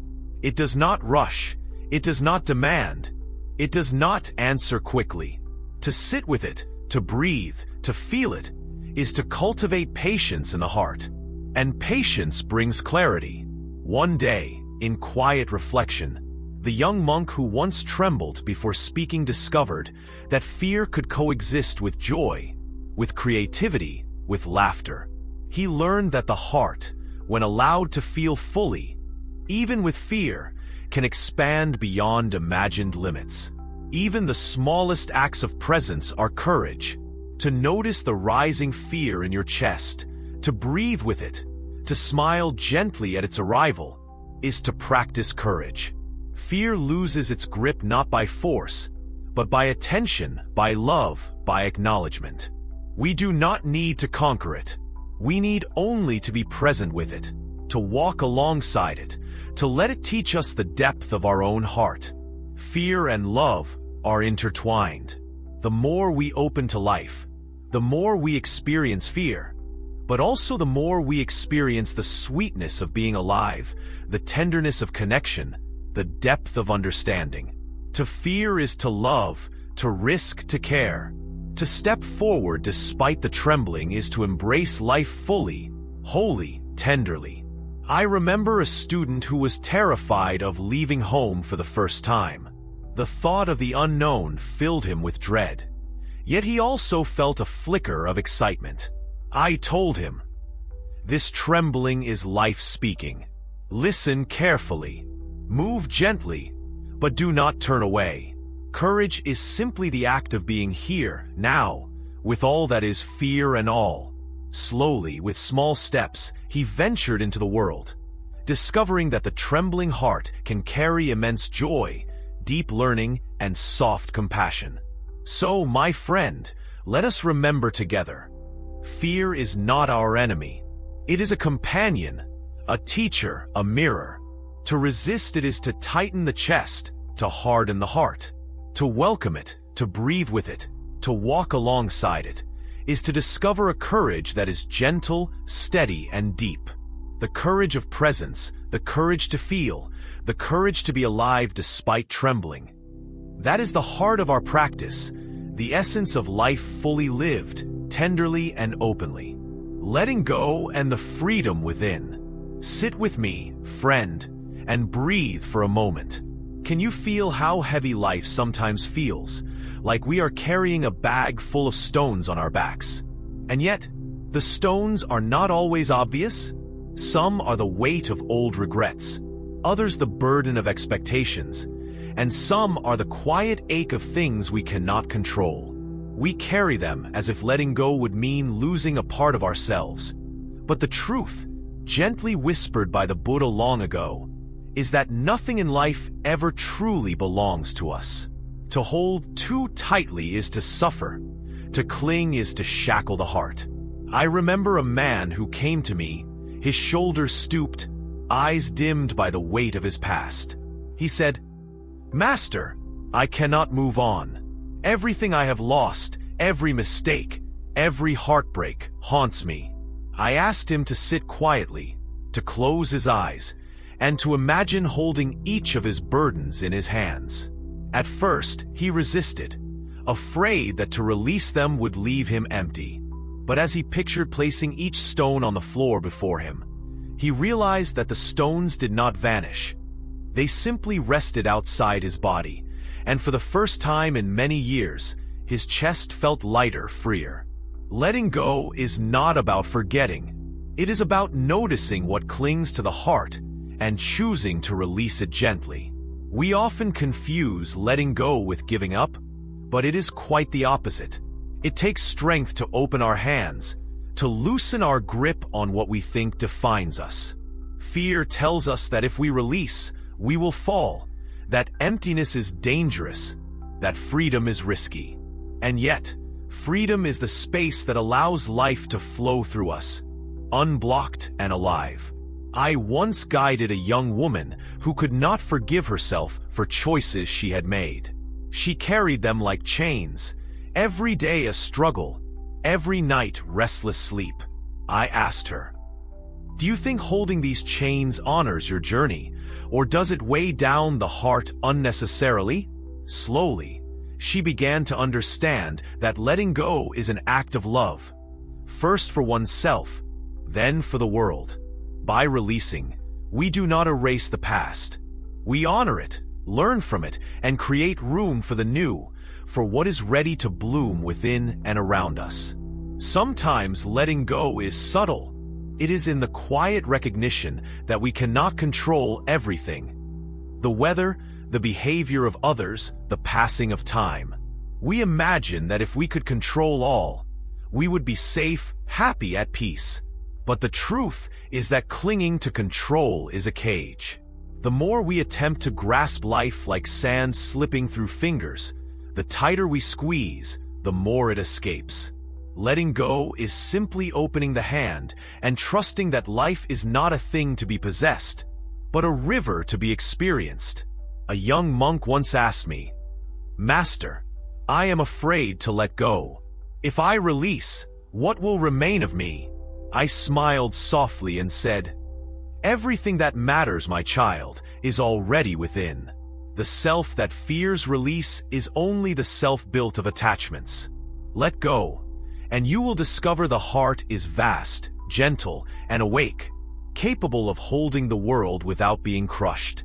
He did not understand at first, but over time, with patient practice, he discovered that the heart can indeed be free, even while holding love, joy, and compassion. Letting go is also about noticing how we attach to moments, to people, to outcomes. We cling to joy for fear it will disappear. We hold on to sorrow as if it proves our existence. The Zen teaches that all things are impermanent, constantly arising and passing. When we understand this, we see that attachment is the root of suffering, and release is the doorway to peace. I often tell my students to watch a leaf fall from a tree. It does not resist. It does not fight to hold on to the branch. It simply floats down, guided by the wind, beautiful and free. This is letting go. I remember a man who lost everything in a fire. His home, his belongings, even pictures of memories he cherished. At first, he was crushed, inconsolable. I asked him to breathe and notice the air filling his lungs, the ground beneath his feet, the rising sun. Slowly, he began to understand that the essence of life cannot be burned or taken away. Letting go of what was lost did not mean abandoning memory or love. It meant reclaiming life itself, free from the weight of despair. Holding on to anger or resentment is another form of bondage. A woman came to me, bitter at a friend who had betrayed her. Every day she rehearsed the hurt in her mind, feeding it, letting it grow.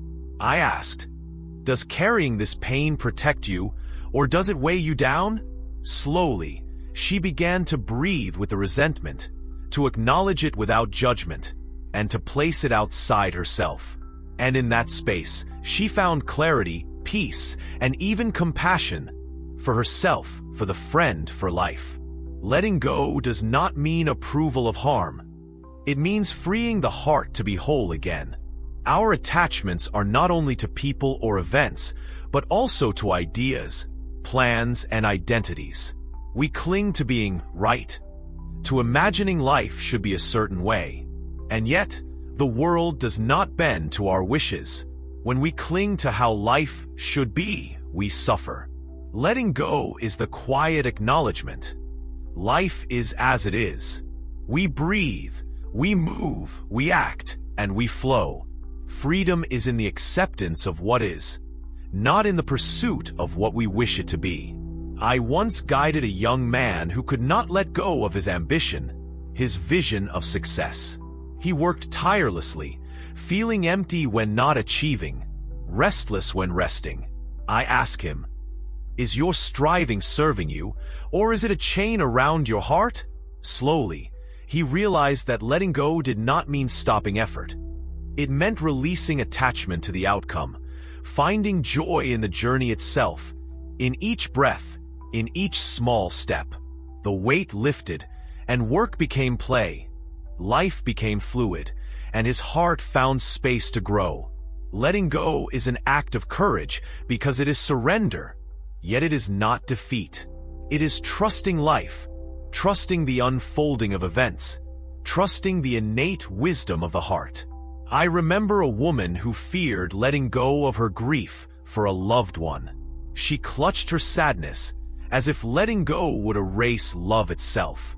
I told her, grief is love unspent. Letting go is not leaving it behind, but allowing it to transform, to live within you differently, softly, openly. Slowly, with care and presence, she learned that love can flow without imprisonment, that grief can soften into peace, that freedom can emerge even from loss. Letting go is also about small daily acts.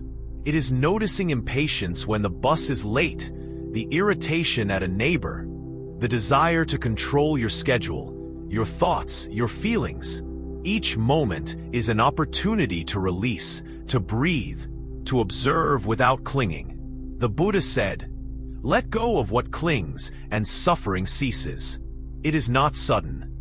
It is practice, over and over, gentle and patient, until the heart learns the taste of lightness. A student once asked me, "Master, how do I let go of fear itself?" I smiled and said, "By noticing it, by breathing with it, by not fighting it." Fear is like a shadow. It cannot exist without the light. Let go of the struggle against it, and you will discover freedom resides right there, in your open awareness, in the heart that breathes with life. Sometimes letting go means saying goodbye.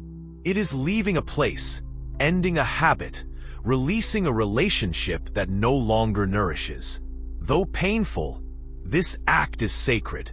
It honors the impermanence of life and allows room for new experiences, new joy, new love.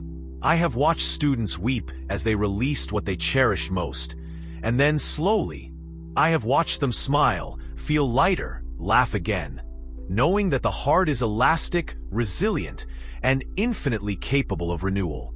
Even letting go of the self, the idea of who we should be, is liberation.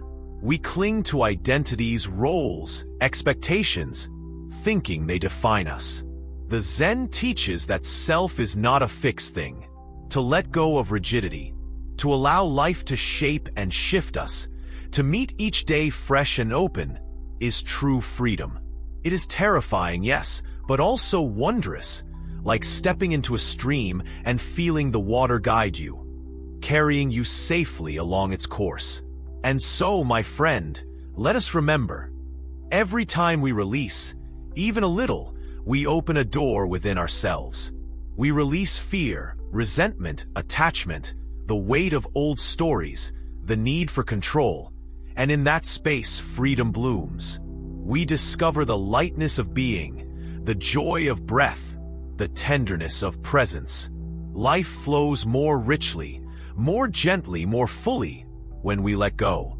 There is one last thought I wish to leave you with. There are so many who visit this path, yet so few truly practice letting go. Only a small fraction embrace the courage to release and breathe deeply into life. If this teaching touches you, hold it, share it, and allow it to grow. Like, comment, share, and subscribe to our channel, Wisdom Woven, so these gentle reminders can reach others who carry heavy stones. So together, we may practice letting go and discovering the freedom within. Freedom is here, always. It waits in each breath, each soft exhale, each quiet acknowledgement of what is. To let go is not to lose, but to gain everything that truly matters. And as you walk this path, remember, the heart opens gradually, tenderly, as we release what is not ours to hold. And in that opening, the soul finds home. Why bad things happen to good people? Come, sit with me a while, and let us speak quietly about something that weighs on many hearts. You see, my friend, life has a way of teaching us lessons that are not always gentle, and sometimes these lessons arrive in forms we do not wish for. You may look around and wonder, why do bad things happen to good people? You may have asked yourself this question in the quiet hours of the night when the world seemed unfair, and your heart felt heavy. It is a question as old as life itself, and one that touches every soul at some point. Long ago, a young man came to me, tears brimming in his eyes. He said, "Master, I try to do good. I try to live with kindness, to help others, to walk a straight path. Yet misfortune finds me at every turn. Why? Why do I suffer when I have only tried to be good?" I looked at him with gentle eyes and said, "Ah, my child, the world does not always measure the balance of life with scales we understand. The universe is not a judge, and it is not cruel. It simply is. Suffering is not punishment, it is a teacher, and sometimes its lessons arrive in forms we cannot immediately recognize. I want you to imagine life as a river. Sometimes the water is clear and calm. Other times it rages and overturns the rocks. You may float peacefully one moment and be thrown into turbulence the next. You see, life is not always fair, and this is not a reflection of your goodness or your worth. A flower does not bloom because it is deserving, and a tree does not fall because it is bad. Life flows according to its own rhythm, indifferent to our desires, yet teaching us, always teaching us. Consider the story of a kind woman who lived in a small village. She fed the hungry, helped the sick, and offered comfort to all who came to her. One year, a terrible fire consumed her home, leaving her with nothing. She was shattered, crying out at the injustice of it all. Yet, in the weeks that followed, she found her community rallying around her, strangers offering help, and she discovered inner reserves of strength she never knew existed. She realized slowly that suffering does not negate goodness. It can reveal the depth of the heart, the resilience of spirit, and the quiet miracles that arise when one has been tested. Bad things do not happen because you are weak or undeserving. They happen because life is full of impermanence, full of unpredictability. Every being, good or bad, encounters storms. Sometimes the storms are gentle, other times harsh. But these storms are not punishments. They are experiences that carve paths in the soul, shaping wisdom, compassion, and understanding. Even the Buddha taught that suffering is a natural part of life, that pain touches all beings, and that our response defines our growth. I remember a man who lost his livelihood in a sudden flood. He had worked tirelessly, been honest and kind, yet everything he had built was washed away. At first, he was filled with anger and despair, but as the days passed, he began to notice the small gifts in his life. A neighbor sharing bread, a child smiling, the sun rising over the water. Slowly, he understood that while he could not control the flood, he could control his heart. His suffering became the soil for new understanding, a reminder that goodness is not a shield from misfortune, but a light to carry through it. We often think that life is meant to reward good and punish bad. But life is not a ledger. Goodness does not guarantee comfort, and misfortune does not mean moral failure. The world operates in patterns that are often invisible to our limited understanding. Sometimes, a bad event is a nudge, a teacher inviting us to wake up, to grow, to learn compassion, patience, and acceptance. In these moments, even when the heart breaks, even when tears fall, there is a hidden gift waiting to be discovered. I once guided a young woman grieving the loss of a loved one. She was gentle, compassionate, and pure in heart. Yet misfortune struck her in the form of illness and loss. She asked me, "Master, I have been good. Why do I suffer?" I said softly, "Child, the measure of life is not in fairness, and the measure of goodness is not in protection from suffering. What is tested in the heart is not worth measured in reward, but in understanding. Your goodness remains even in sorrow, and sorrow itself can be a teacher of depth, of empathy, and of presence. Sometimes, we see suffering in the lives of others and feel the world is unjust. A kind neighbor loses everything, a friend suffers illness, a child feels loss. And yet, within these trials, goodness often blooms quietly. The woman who loses her home may become a source of strength for others. The man who faces betrayal may learn forgiveness that heals him and those around him. Life's challenges, though painful, can awaken the heart to truths that comfort, even in the absence of immediate relief. We also hold in our hearts the illusion that suffering should only touch those who deserve it. But life does not follow our sense of justice. Storms do not ask who is worthy before they strike. Earthquakes, illness, loss, these come to all. Yet, the way we respond, the way we open our hearts in the midst of trials, reveals the measure of our character more than any untested goodness could. The truly wise are not those untouched by pain, but those who rise from it with compassion intact. I have seen people of the deepest virtue face tragedies that seem unbearable, yet they emerge with hearts intact, even radiant. And I have seen those of lesser virtue who live with ease, yet carry bitterness and emptiness. Goodness is not a shield, my friend. It is a lamp. It illuminates the path, guides us through darkness, and allows us to see beauty and meaning even when the world seems harsh and unfair. It is natural to ask why bad things happen, to search for reasons, to seek justice. Yet, sometimes the answer is simply that life is vast, mysterious, and beyond our comprehension.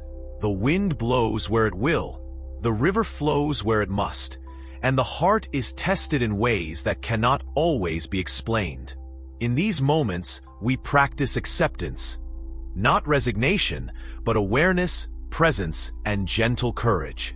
There is a quiet truth here. Suffering does not diminish goodness. A kind person who loses, who suffers, who is tested, does not fail in virtue. Their heart, if open, becomes deeper, richer, more capable of understanding, of love, and of empathy. The world may seem cruel, but within the heart of the good, there is a resilience that misfortune cannot touch. And so, my friend, when you witness suffering in yourself or others, do not think it a punishment. Do not assume that goodness is meaningless.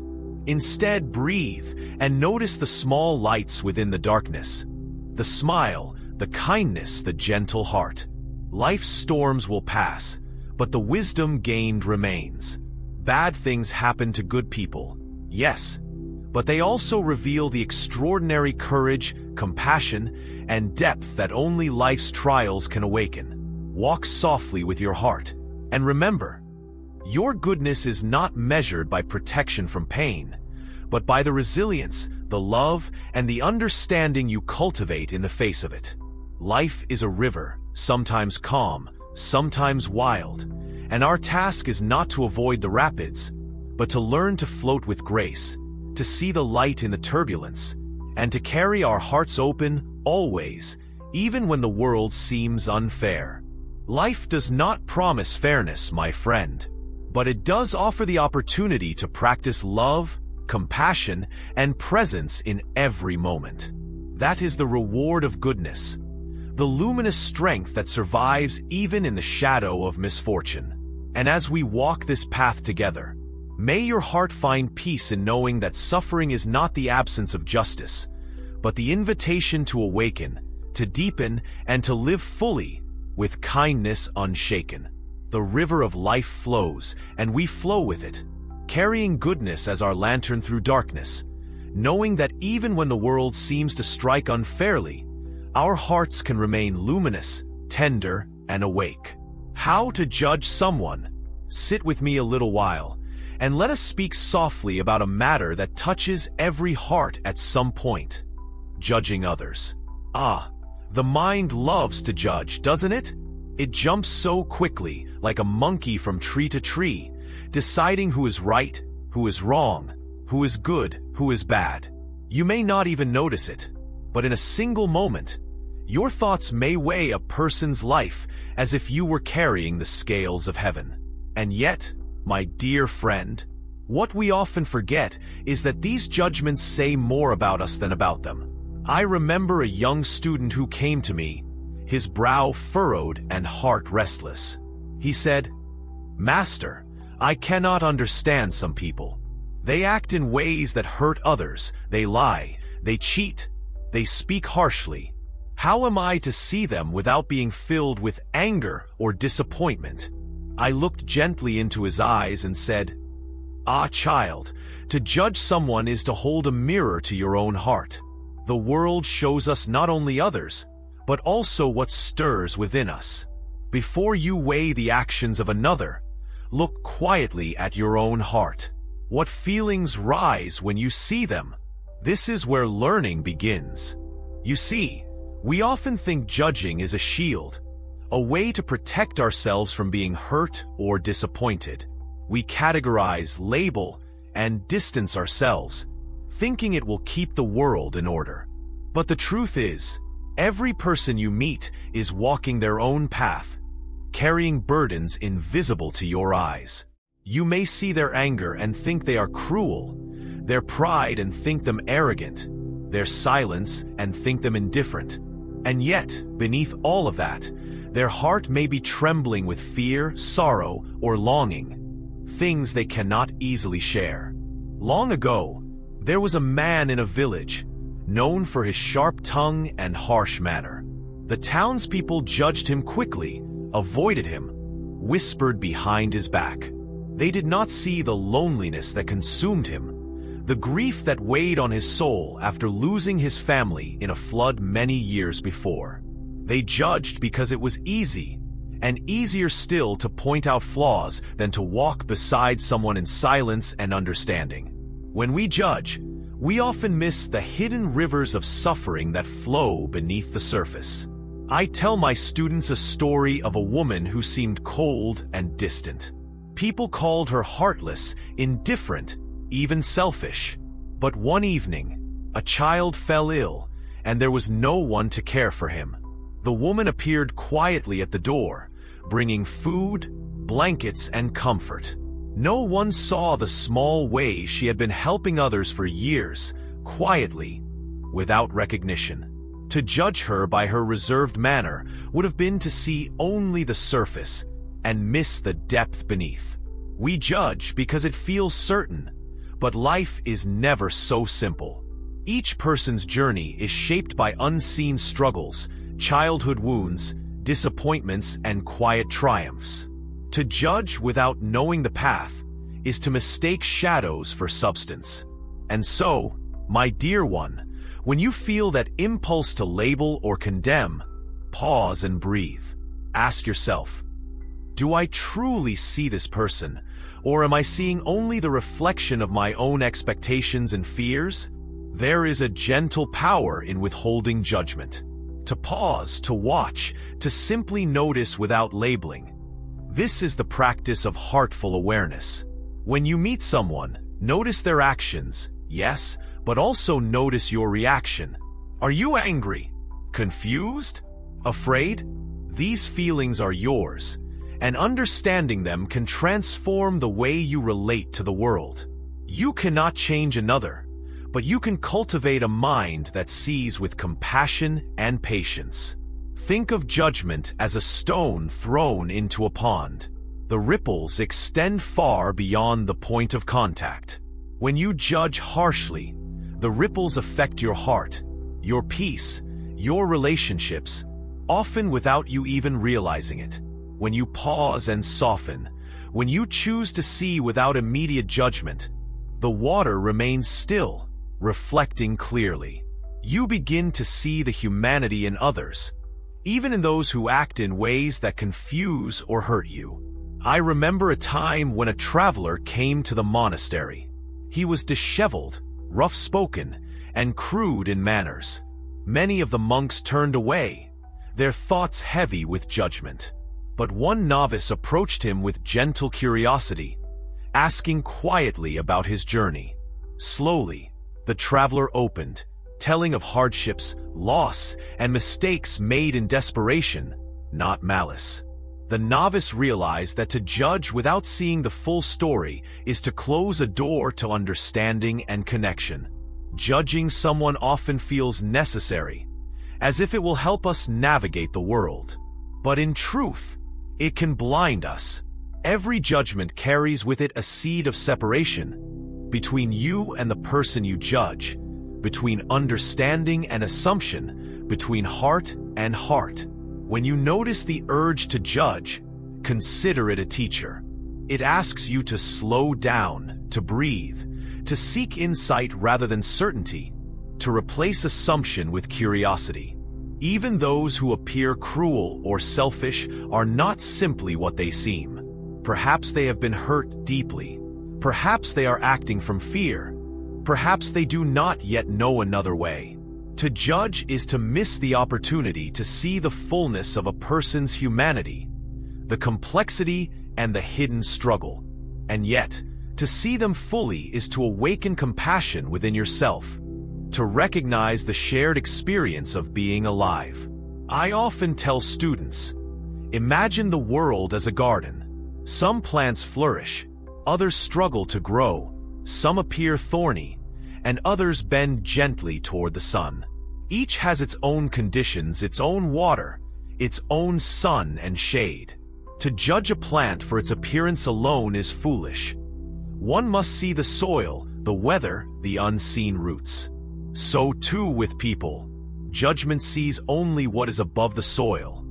Understanding seeks the roots, the unseen currents of life that shape each being. There is a story of a man who betrayed a friend for wealth.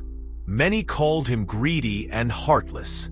Yet, when you learn his story, you find a man desperate to save his family from famine, making a choice that haunts him daily. Judging without knowing the depth of motive misses the truth that life is complex, that choices are not simple, that human hearts are layered with fear, hope, love, and regret. And so, my dear, the practice is not to stop noticing actions, but to notice without jumping to judgment. See what is, without immediate labels. Watch the mind's habit of categorizing, and allow space for understanding. Ask questions quietly, listen deeply, and remember that each person carries burdens you cannot see. In this space, your heart softens, your mind clears, and relationships deepen. I remember a student who struggled with resentment toward his neighbor. The neighbor was loud, intrusive, and often inconsiderate. The student asked, "Master, how can I stop feeling anger?" I said, "See him fully. Notice the loneliness behind the loudness, the fear behind the intrusion. When you see him as he is, not as your mind wants him to be. The anger begins to dissolve. Over time, the student learned to observe without reacting, to notice without labeling, and found a peace he never thought possible. Judgment closes the heart. Understanding opens it. Compassion grows when you let go of the need to measure, to categorize, to decide who is right or wrong in a single glance. Life is not a series of black and white decisions, but a flowing tapestry of experiences, motives, joys, and pains. To judge too quickly is to see only a single thread and miss the whole pattern. And so, my friend, when you feel the urge to judge, breathe. Notice the tendency, and then step back. Look beyond the surface. Consider the unseen struggles, the hidden kindnesses, the quiet battles each person fights. In this awareness, your heart becomes spacious, your mind calm, and the world less sharp and more tender. You learn to meet people as they are, not as your mind insists they should be. Why bad things happen with good people? Sit with me, my dear one, and let us breathe together for a moment. Life is strange, is it not? You see, it does not follow the neat rules we imagine. We think that good people will always be rewarded, that kindness will always bring comfort, and that those who are honest, patient, and gentle will live free from pain. And yet, so often, we watch those who are pure-hearted stumble, suffer, or even fall into great sorrow. You have felt it, haven't you? That ache in your chest when you see someone good struggle, and your mind asks, why? Why is this happening to them? Ah, my friend, the first thing to understand is that life is not a ledger, balancing deeds with rewards, right and wrong with exact fairness. Nature is not a judge. It is a river, and it flows according to its own mysterious course. Sometimes the river is calm, and sometimes it floods the land without reason. And we, who are so small, often forget that we cannot see the full landscape, the twists, the turns, the undercurrents of every soul's journey. The good person you see suffering is like a tree bending in the wind. Strong, yes, but shaped by storms you do not yet perceive. I remember a young woman who came to me one day, tears in her eyes, voice trembling. She said, "Master, I do everything I can to be good. I help my family. I care for my friends. I live simply, yet bad things keep coming my way. Why? Am I cursed?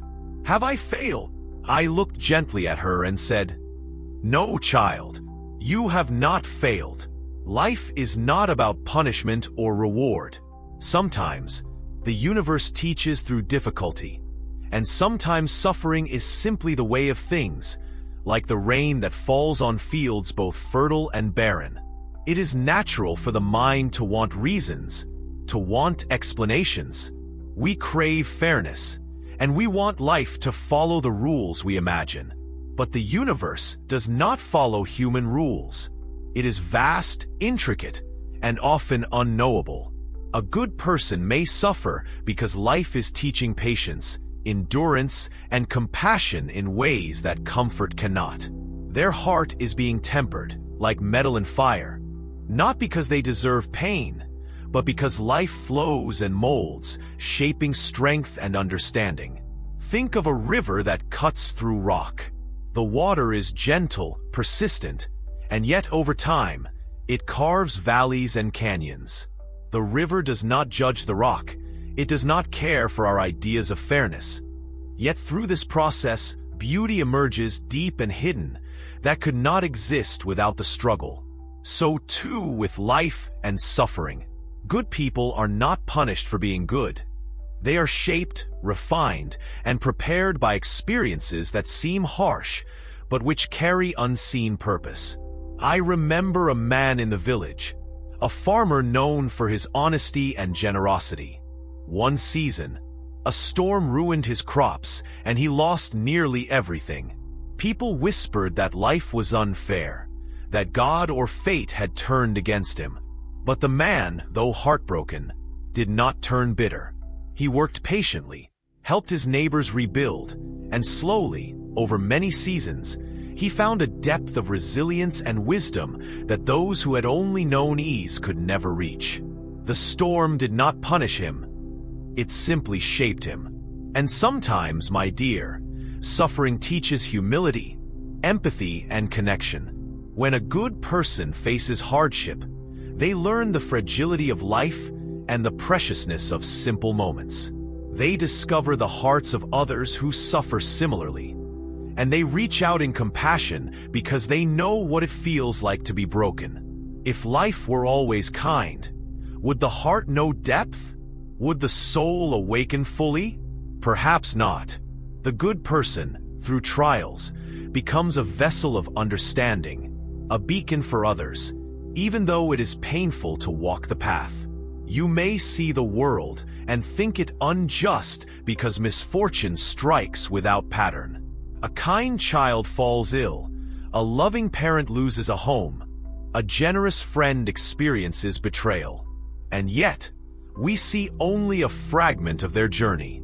We do not see the moments of courage they find in quiet nights, the tiny acts of love that survive even in darkness, the resilience that grows when everything else seems lost.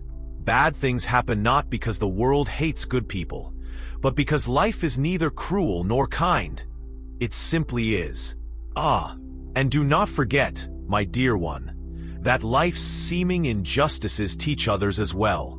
The struggles of a good person ripple out, touching hearts unseen. Their courage, patience, and kindness in adversity inspire those around them. Like the lotus that grows in mud, beauty and purity often emerge from the very places we least expect. And sometimes, what seems like suffering is planting seeds of transformation that we cannot yet imagine. I have watched many students struggle with this question. They say, "Master, I try to be good, yet bad things keep coming. Why bother being good?" I smile gently, and I tell them, being good is not a shield against hardship. It is a way to meet hardship with a heart open and clear. The world may not reward you, but your heart grows stronger, softer, and more awake. And that is the true treasure, beyond wealth, beyond comfort, beyond recognition. Even the Buddha, you see, walked through suffering. He saw the sickness, the old age, the death, the pain of the world, and yet he did not turn away. He did not curse life for its hardships. He embraced understanding, and through that, he discovered a path of wisdom and liberation. And so, the good person who suffers may walk a similar path, learning not to fight what comes, but to see deeply, to live fully, and to awaken within their own heart. Sometimes, my dear, the question is not why bad things happen to good people, but how they respond when they do. Do they let sorrow harden them? Or do they let it teach them compassion? Do they close their hearts in fear? Or do they keep seeing the beauty that remains, even in the cracks of life? The answer is found not in fairness, but in awareness, not in judgment, but in the gentle turning toward understanding. And remember, life does not measure in simple numbers like reward and punishment.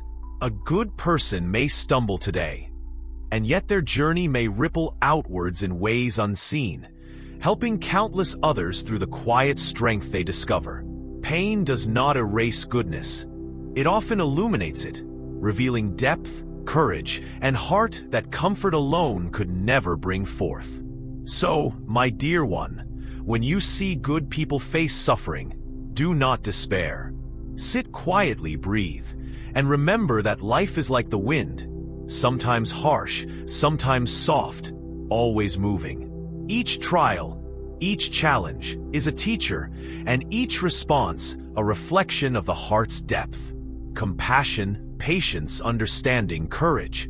These grow most fully not in ease, but in the fertile soil of experience, even when it feels bitter. And in this, we find the paradox that life holds so gently. Bad things do happen, yes, but they are not the end. They are part of the river that shapes, the storm that teaches, the darkness that makes the light more luminous. Good people are not punished. They are invited to awaken, to rise with the currents, to meet the world with a heart that knows both sorrow and joy, loss and love, difficulty and grace. So walk softly, my friend, beside those who are good and suffer.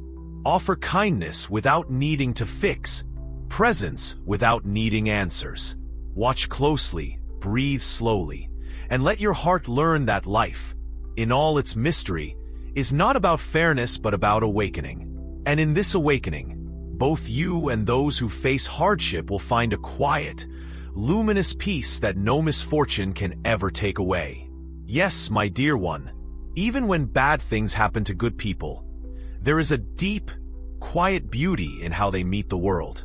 And in witnessing this, your own heart opens, learning patience, understanding, and the profound softness that comes from seeing deeply, beyond the surface, into the hidden currents that shape every life.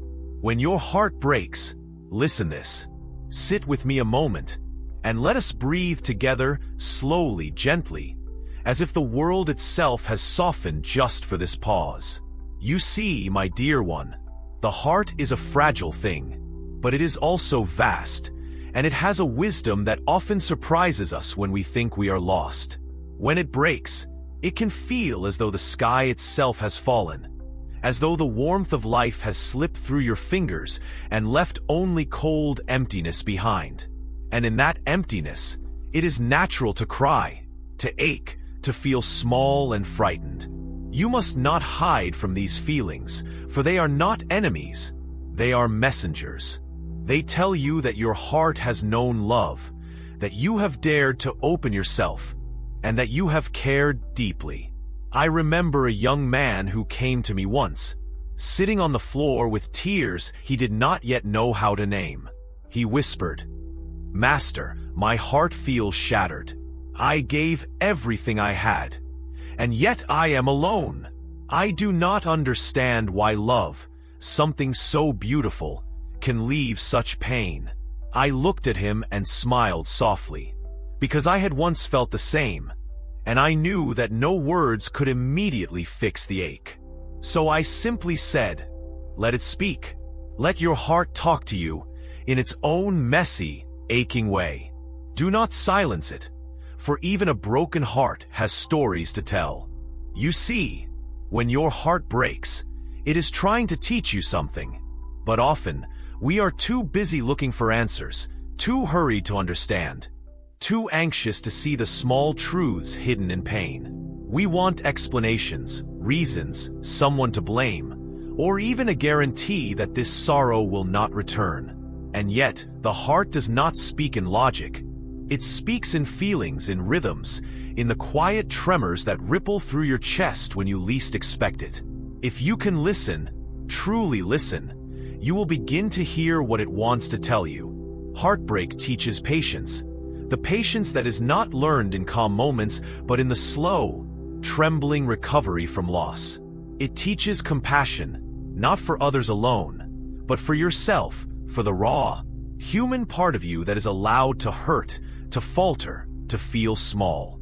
There is a strange humility in heartbreak, a softening of pride, a gentle lesson that no matter how strong you think you are, life can touch you in ways that remind you of your own vulnerability. And that vulnerability, though it feels like weakness, is the door to true strength. I remember a woman once who had lost someone she loved dearly. She wandered through the village, quiet and withdrawn, carrying her grief as if it were a stone tied around her neck.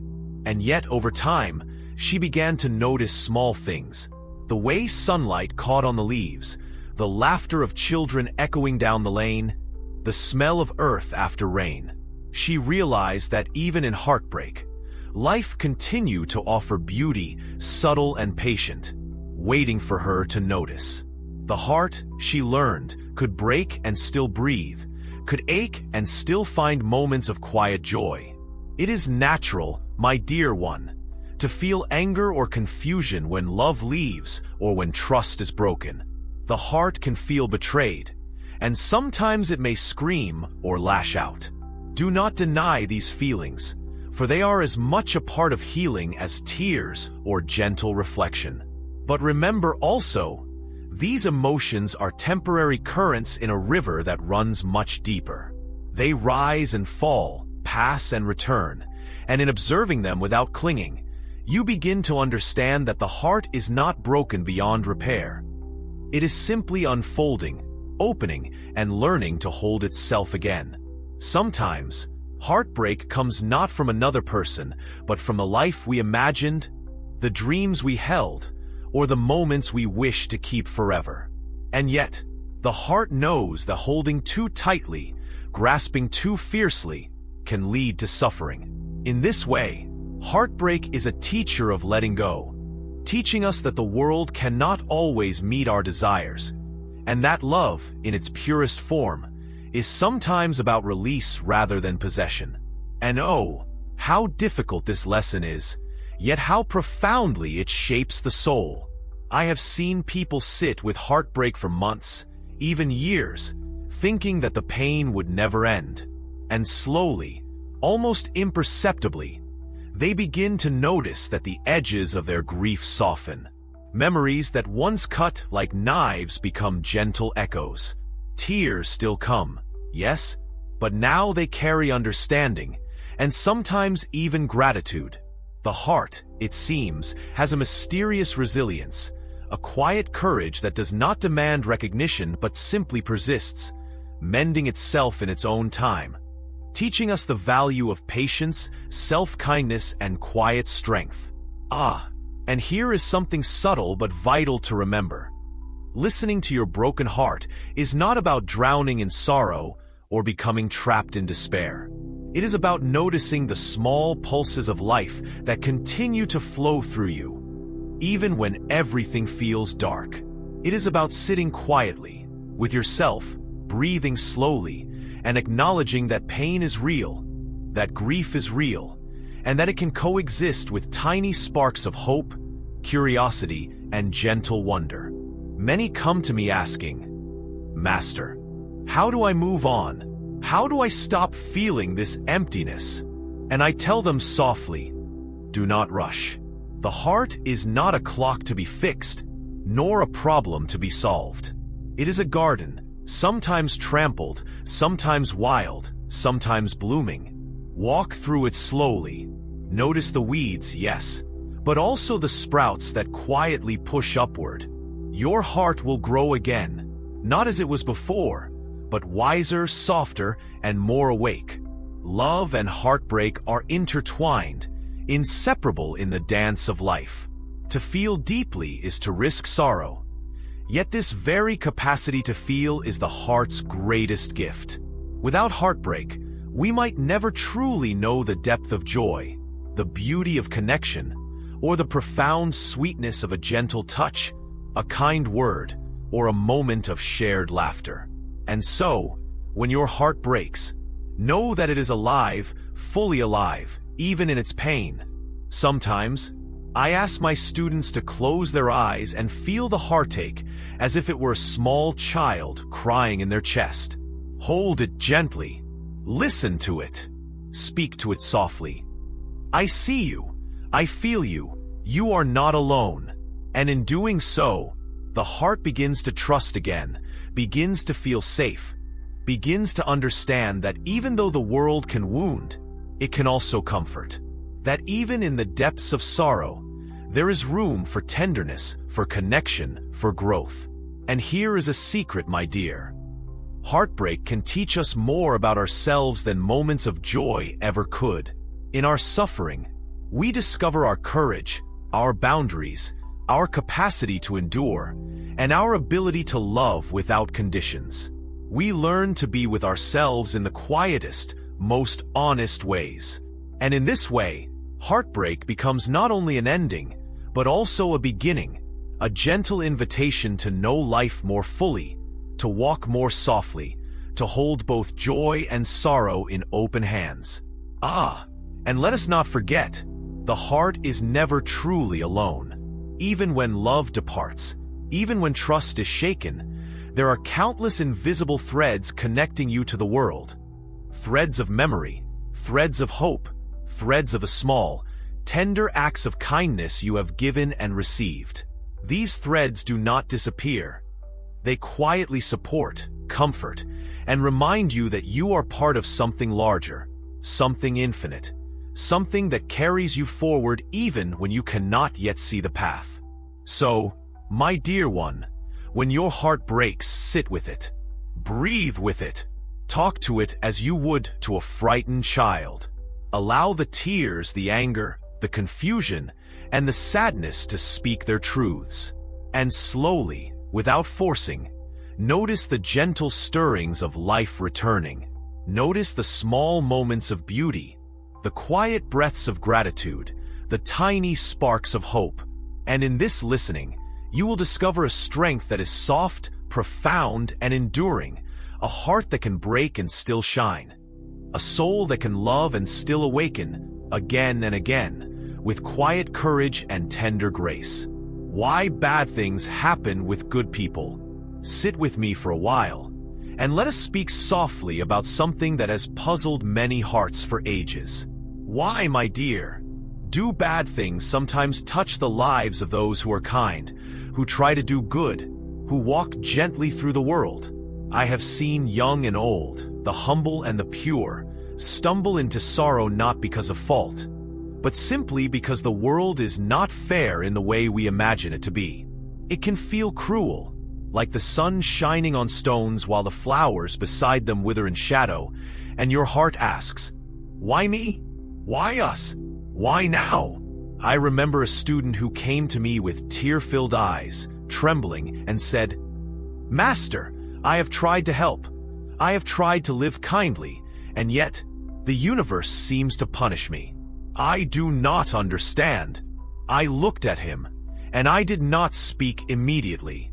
I waited, for sometimes words are not the medicine. Sometimes the silence, the breath, the presence, the gentle understanding, these are what the heart needs first.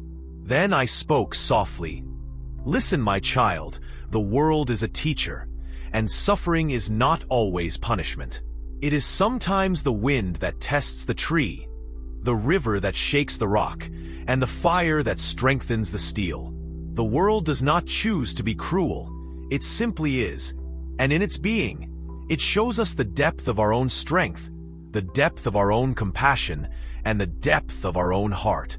When you see a good person suffer, it is not because they are cursed or because they have failed. The world has no measure of justice as we imagine it. Goodness does not guarantee safety, and kindness does not shield one from sorrow.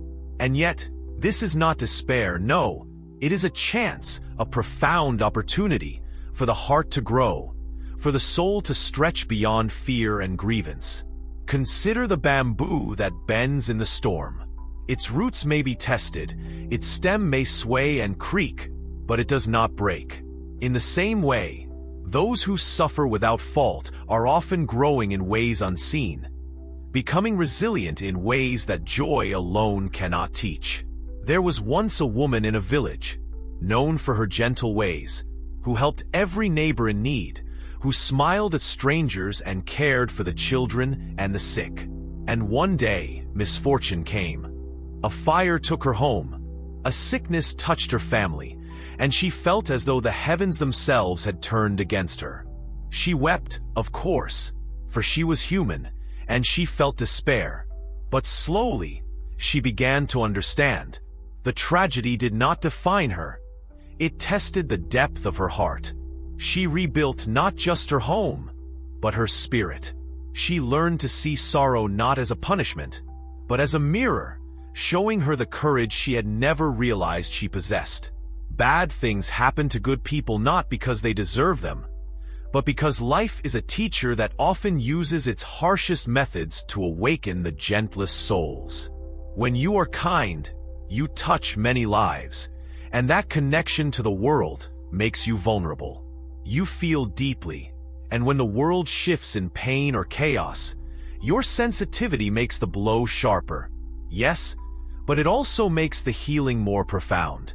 The heart that suffers compassionately, that grieves for the sake of goodness, is the heart that will eventually know a love and understanding far deeper than those untouched by hardship.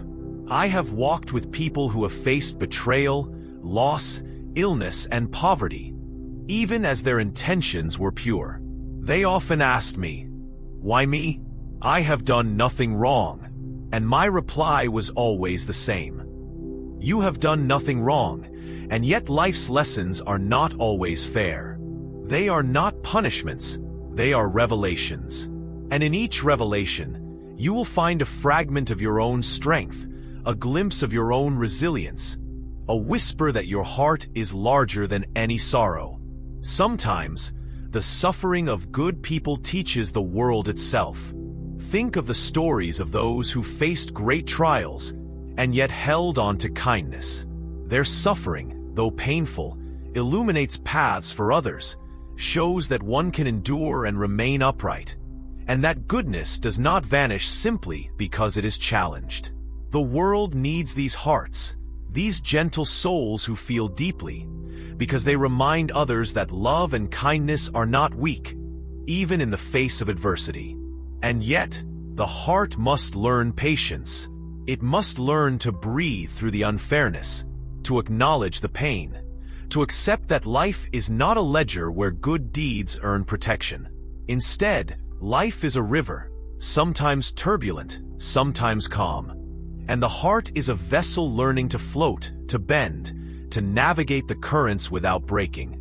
There is wisdom in noticing that even in hardship, the smallest gestures of care, the quiet acts of compassion, are what keep the vessel afloat. I have seen young men and women, bewildered and angry, questioning the heavens, questioning fate, questioning their own hearts. And I have told them gently, do not close your heart in the name of fairness. Do not let injustice harden you. Let your sorrow teach. Let your confusion speak. But do not let bitterness dwell too long. The world may not reward your goodness, but it will never erase it. Every kind act leaves an imprint unseen, and sometimes it is the world itself that is not ready to acknowledge it yet. And here is a subtle truth, my dear. Sometimes, bad things happen with good people to awaken the hearts of those around them. The suffering of one can inspire empathy in another. The challenges faced by the kind can show others the meaning of perseverance, patience, and integrity. In this way, your pain, though unwanted, becomes a silent teacher, spreading lessons that words alone could never convey. Life is unpredictable. Sometimes, storms arrive for no reason that the mind can grasp. Sometimes, even the best of intentions meet hardship. But do not despair, and do not turn away from goodness. Instead, walk gently, breathe slowly, and remember, the universe does not measure your worth by the absence of suffering. It measures it by the courage with which you continue to walk, by the heart with which you continue to give, and by the quiet resilience with which you rise again, after each fall, after each storm. Goodness, my dear one, is not a shield. It is a lantern. It does not prevent darkness, but it shows the way through it. And when bad things happen to good people, it is not to punish them, but to light the path of their own awakening, to deepen their understanding, and to reveal that the heart, though tested, remains capable of love, compassion, and joy. Even in suffering, the seed of wisdom grows quietly, patiently, invisibly, and one day it blooms, resilient and beautiful, a testament to the enduring spirit of those who choose goodness, no matter the cost. So, my friend, when you see the good suffer, when you feel the unfairness pressing down upon your own heart, remember this: life is not about fairness. It is about growth, about learning, about the strength of the heart and the courage of the soul. Be gentle with yourself, be patient, be open, and trust quietly that even in the darkness, The heart that walks kindly, even when it is bruised, will find its way to light again, and in doing so, will shine more brightly than ever before. How to judge someone? Sit with me for a moment, and let us speak quietly about something that often troubles the mind and clouds the heart: judging others. You see, my dear friend, it is very easy for the mind to look at another person and say, "They are like this," or "They are like that." But when we speak like this, when we make judgments, we are often blind to the rivers flowing beneath their surface, blind to the storms they have weathered, blind to the silent battles they fight every day. To judge someone is easy. It is like picking a flower from the garden without seeing the roots, without feeling the soil, without noticing the sun and the rain that brought it to bloom. I remember a young student who came to me, frowning and restless. He said, "Master, I cannot understand why people behave so badly. I see selfishness, cruelty, laziness, dishonesty. Why are they like this? How can I trust anyone?" I looked at him and smiled gently, because I knew the struggle of the heart that longs for clarity. I said, "My child, before you judge, take a breath and pause. The world is not as simple as right and wrong, as good and bad. Every person is a universe of experiences, of memories, of pain, and of dreams. When you judge without knowing, you see only a surface, a mask, a shadow. We often forget, don't we, that every human being carries unseen burdens. A father may scold his child harshly, not because he is cruel, but because his own heart aches with worry. A woman may speak harsh words, not because she is unkind, but because the world has taught her to armor herself with sharpness. A man may appear greedy, but inside, he fears emptiness. When we see only the actions, we miss the story. And when we miss the story, our judgment is shallow, like a pond where the depth is hidden, but we think we know its measure by looking at the ripples. Sometimes, we judge because it comforts us. We like to feel that we understand the world, that we can label things, people, feelings, events. It makes the mind quiet for a moment, but the heart grows restless. Because the truth is, human beings are complicated, full of contradictions, full of paradoxes. A person can be selfish and generous, cruel and kind, fearful and brave, all at once. To judge someone fully is impossible, for we do not walk in their skin. We do not hear their silent prayers. We do not feel the ache behind their smiles. There was a man in a village who was known for being cold and harsh. Everyone avoided him, whispered about him, called him unkind. And yet, one evening, a great fire threatened the homes of the village. That same man, without seeking praise or recognition, ran through the flames, saving children, animals, and neighbors. People were astonished. They had judged him by the surface, by what they had seen, but they had missed the courage, the love, the heart hidden beneath the rough exterior. The lesson, my dear one, is clear. Never judge only by appearances. We also judge because we fear. When someone behaves differently, thinks differently, or acts in a way that challenges us, we feel discomfort, and the mind wants to classify it, to make it known, to make it manageable. They are wrong, we say. I am right. But what is right? What is wrong? These words are like clouds. They drift and change, and they never capture the fullness of a person's truth. When we judge, we build walls between ourselves and others. We create separation, misunderstanding, and often, we hurt not only the one we judge but ourselves as well. For the heart shrinks when it closes in on fear and assumption. I once guided a young woman who was harshly judging a friend who had betrayed her trust. She said, "How can they do this to me? How can they be so selfish?" I asked her to close her eyes and breathe deeply. "Do you know their story?" I asked. She shook her head. Then how can you carry all the weight of their heart's journey in your own judgment? I said. She understood, slowly, that her anger and pain were valid, but her judgment was incomplete. Compassion does not mean ignoring wrong. It means seeing the whole person, even the flawed, the hurting, the struggling, and holding them in awareness without closing the heart. Judging others is also a mirror. Often, the traits we dislike most in another are reflections of what we deny in ourselves. The impatience we see in them may live quietly in our own hearts. The selfishness we despise may whisper in our own desires. The anger we cannot bear may echo our hidden frustrations. By observing our judgments carefully, by noticing the fire that rises in the chest when we label another, we learn about ourselves. The outer world, in this way, becomes a teacher of our inner landscape. And there is a gentle truth, a secret that the world whispers but few hear. Everyone is learning, always.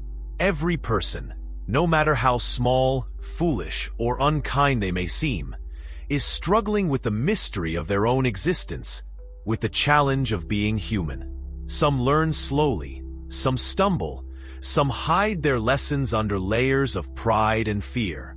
Judging someone too quickly is like closing a book after reading only the first page. You have no idea what the ending might hold, what wisdom, courage, or love may be contained in the chapters yet to come.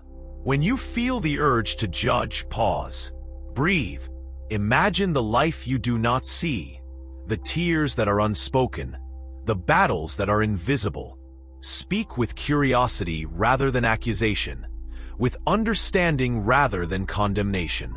The heart that holds back judgment grows lighter, quieter, more open.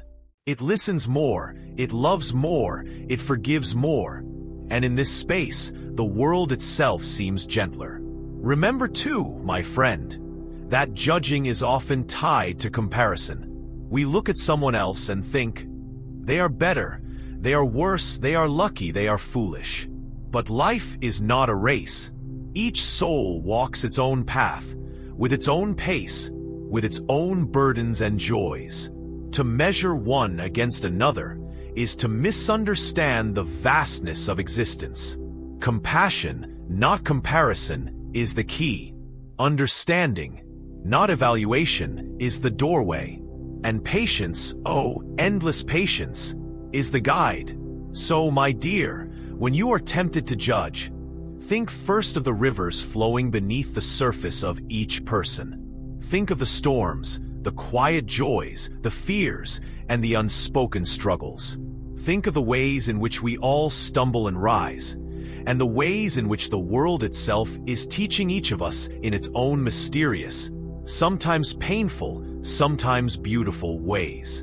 And then you may speak or act, but with gentleness, with awareness, with a kind of heart that sees more than the eyes can capture, more than the mind can label, more than the fleeting surface of a single moment. To truly live with understanding, to live without judgment, is not simple. It is a practice, a slow and steady training of the heart.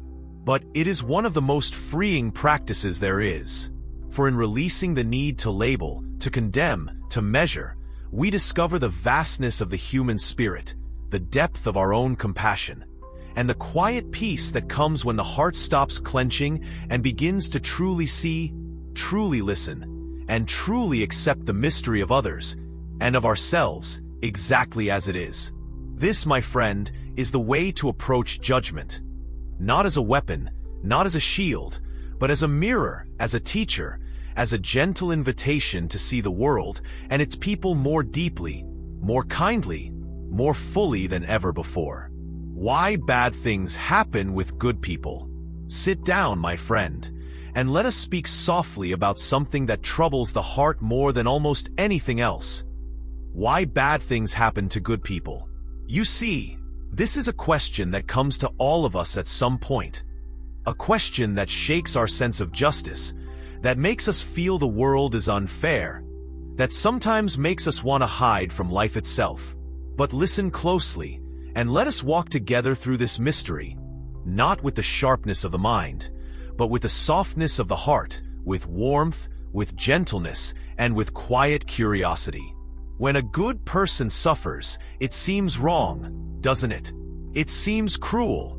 We look at someone who lives with kindness, who smiles often, who helps without asking for reward, and then we see them face illness, loss, betrayal, or disappointment, and our hearts cry out, "Why? Why this person?" And in that cry, there is both love and confusion, because we intuitively sense that life should reward goodness, that fairness should govern the world. But life, my dear friend, is not governed by fairness as we imagine it. Life is vast, mysterious, sometimes harsh, sometimes tender, and always teaching, whether we like it or not. Let me tell you a story. There was a man, quiet and humble, who always helped those around him. He carried water for the elderly. He shared his bread with strangers. He never spoke harshly even when the world was unkind to him. One day, a terrible storm came, and his home was destroyed, his possessions swept away, his neighbors barely saved. People whispered, "How can this happen to him? He is so good." And yet, when the storm passed, the man smiled and began helping others rebuild. You see, my friend, the question is not why bad things happen to good people, but what the good people do when the bad things come. This is where the heart is tested, where strength is discovered, where compassion deepens.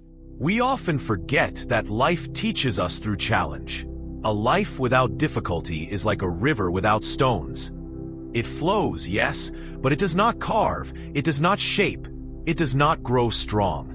When hardships touch even the kindest hearts, there is an opportunity to learn, to deepen understanding, to awaken empathy in ways that ease cannot. This does not make the pain less real, and it does not take away the tears, but it gives a hidden meaning, a subtle light behind the clouds. We cannot always see it when we are drowning in the storm, but later, when we sit quietly and breathe, the light becomes visible. Sometimes, bad things happen not because the world is unjust, but because the universe is vast, and we cannot see the threads that weave each person's life. A small misfortune may protect a greater treasure. A painful event may redirect someone to a path of deep wisdom. A loss may awaken a heart to the suffering of others. The timing, the reasons, the consequences, all are hidden from the eyes that see only today. And when we do not see, the heart wants to explain, and the mind wants to judge, and we cry, "It is unfair." But life is not unfair.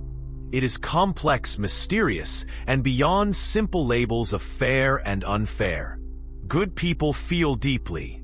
They carry love, empathy, and kindness.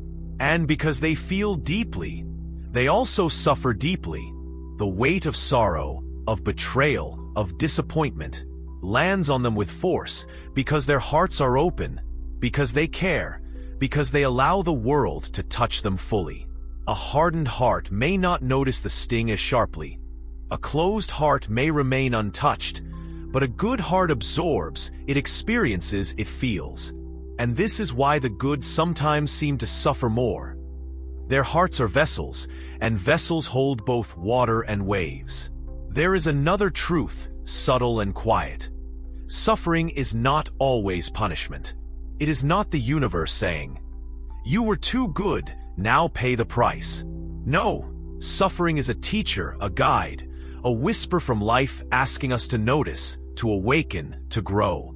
When we see a good person in pain, we might feel anger at the injustice, sadness for the loss, confusion for the mystery, but we might also learn how to be present, how to offer compassion, how to witness without trying to fix, and how to sit quietly with someone's pain without judgment.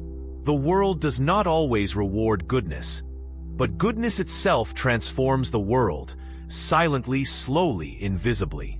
I have known people who, after great suffering, blossomed into the kind of wisdom that cannot be taught, that cannot be hurried.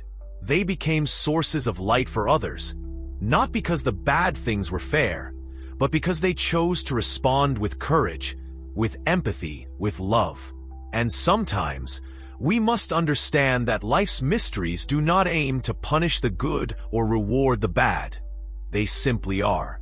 The universe is vast, indifferent to human notions of fairness, yet it offers countless opportunities for growth, insight, and awakening. Many times people ask me, "Master, if life is so mysterious, how can I protect myself from suffering?" I smile gently, because there is no shield strong enough to block the flow of life, no fortress high enough to escape its storms. But there is a way to sit in the storm with the heart open, to let tears flow without breaking, to allow pain without bitterness, and to see suffering as a bridge, not a barrier. This is the teaching of the good who endure, the kind who suffer. To remain tender, to remain compassionate, and to hold the light of understanding even when darkness presses close. We must also remember, my friend, that what appears bad is often beyond our understanding. A loss may feel unbearable, a betrayal may feel cruel, a failure may feel devastating, yet years later, we may see that these moments shaped us, guided us, or opened doors we could not have imagined. The universe weaves threads that the mind cannot follow, and the good are often touched by both the harshness and the wonder of this weaving. And so, when you wonder why bad things happen to good people, do not seek blame, do not search for punishment, do not allow the heart to harden. Instead, sit quietly, breathe, and hold them in your awareness with gentle eyes and a tender heart. Recognize the courage in their suffering, the depth of their empathy, the strength of their compassion. Learn from the way they rise, from the way they continue to give, from the way they carry the world's weight without losing the softness of their hearts. Life is not a ledger of rewards and punishments. It is a river of experiences, flowing in ways we cannot fully comprehend. Goodness is not a shield, nor is suffering a verdict. But the good, in their pain, offer us the greatest teaching. How to live fully, how to love without expectation, how to endure without losing tenderness, and how to be a light in a world that is often dark and mysterious. So, my friend, when you see a good person touched by hardship, sit with them, breathe with them, hold them in your heart. Let your mind rest from judgment, and let your heart open to compassion. Know that their suffering is not meaningless, that their goodness persists despite the storms, and that even in pain, they shine as beacons of what is possible when the heart chooses love, when the spirit chooses courage, and when the soul chooses to rise again and again in the quiet, patient, and mysterious dance of life. How to judge someone? Ah, my dear friend, today we speak about something so common, so human, yet so delicate that many of us stumble upon it every day without realizing it. We speak about judging others, about that small, quiet voice inside us that says, "This person is good, that person is bad," or "I like this, I dislike that." It is a natural tendency, is it not? To compare, to measure, to decide. And yet, this very habit, when left unchecked, can quietly steal our peace, make our hearts heavy, and separate us from the gentle understanding of life itself. Let us sit together and explore this softly, like one whispers to a child or to a friend who fears the world. To judge someone, my friend, is often a matter of perspective. We see only a small corner of a person's life, a fragment of their story, and from this fragment, we draw conclusions as if it were the whole truth. Imagine looking at a tree in the winter, bare and quiet, and thinking it is lifeless, when beneath the frozen ground, roots drink the water, prepare for spring, and hold life invisible to our eyes. So too is it with people. We see a moment of anger, a slip of selfishness, a choice that seems unkind, and immediately the mind labels the person as bad. We see a smile, a kindness, a moment of generosity, and the mind labels them as good. But the truth is always more intricate, always more tender, and always hidden behind what our eyes can capture in a fleeting glance.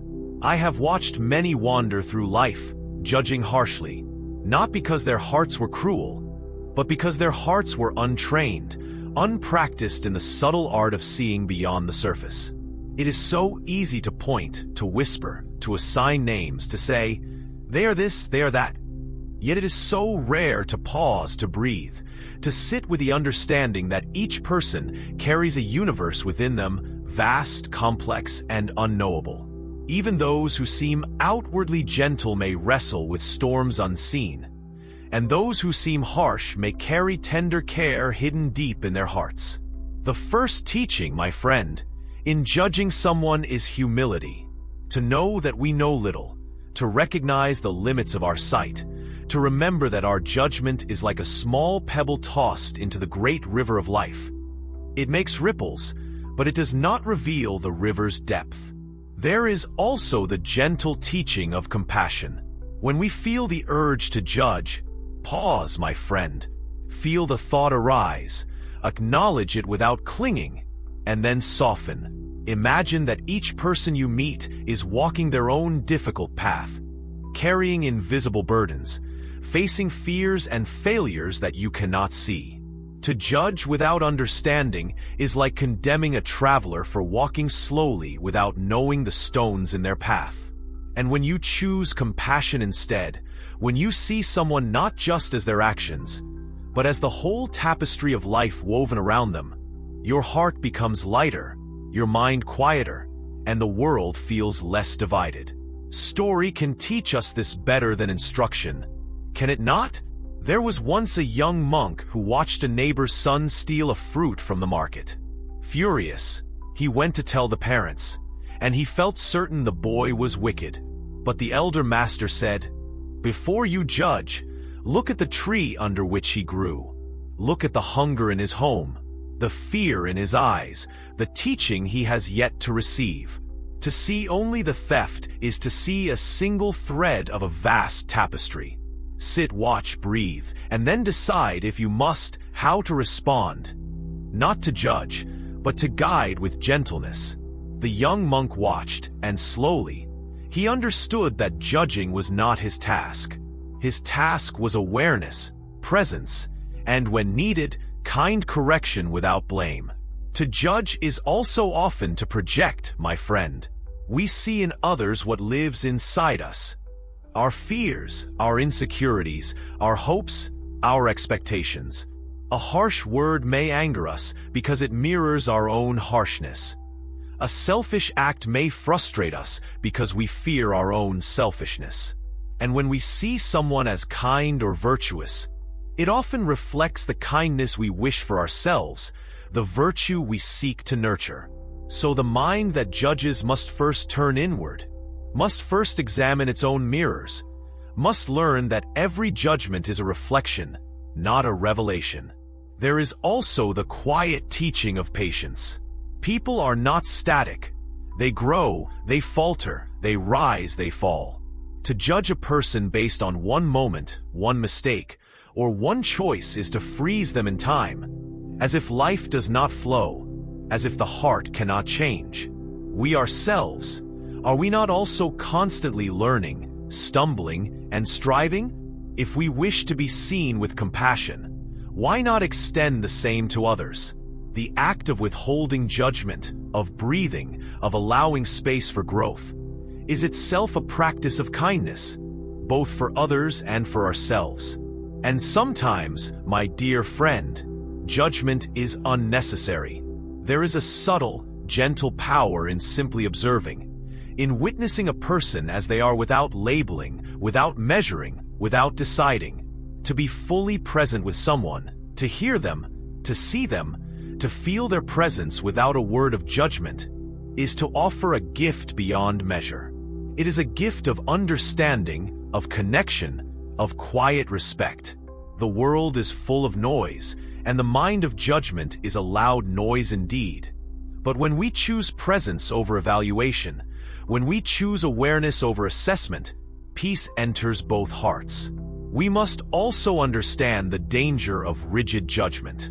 To label someone harshly is to close a door, not to open one. It isolates, it divides, it hardens hearts. Once the mind says, "This person is bad," a subtle wall rises, invisible yet strong. We stop listening, we stop observing, we stop offering kindness. And often, the person we judge may be suffering silently, may be struggling to change, may be yearning for understanding. A wall built by judgment cannot be climbed by love, cannot be touched by compassion, cannot be softened by presence. Story again brings light to this. I remember a man, quiet, humble, who spoke little and did little that seemed remarkable. The villagers whispered about his faults, his laziness, his failures. Yet, when a great fire swept through the village, this same man ran into the flames to save those trapped inside, his own life at risk. And in that moment, the villagers understood that their judgment had been shallow, that their eyes had seen only fragments, that their labels had hidden the truth. And so, my friend, before we judge, we must remember that we see only fragments, that every soul carries depths unseen, that every life is complex, and that every heart is worthy of patient, quiet, compassionate observation. Judging someone too quickly is like reading a single page of a long book and claiming to understand the story. Life is longer than a single moment, deeper than a single act, and people are more than what meets the eye. And when we sit, breathe, and let go of the urge to decide too soon, we open ourselves to learning, to connection, to understanding. We see the courage hidden in fear, the tenderness behind anger, the goodness behind imperfection. And our own hearts expand, our own minds soften, and the world feels less like a place of right and wrong, and more like a place of continuous learning and gentle witnessing. So, my friend, when you feel the urge to judge, pause, breathe, remember the unseen stories, the hidden struggles, the quiet growth, and the tender heart within each person. Choose compassion, choose patience, choose observation over verdict. And remember, the greatest gift we can offer anyone, including ourselves, is not judgment, but presence, understanding, and the gentle, quiet acknowledgement that we are all walking our own mysterious, beautiful, imperfect paths. In this way, learning how to judge someone is not about labeling, not about deciding, not about categorizing. It is about awareness, gentleness, and the tender opening of the heart.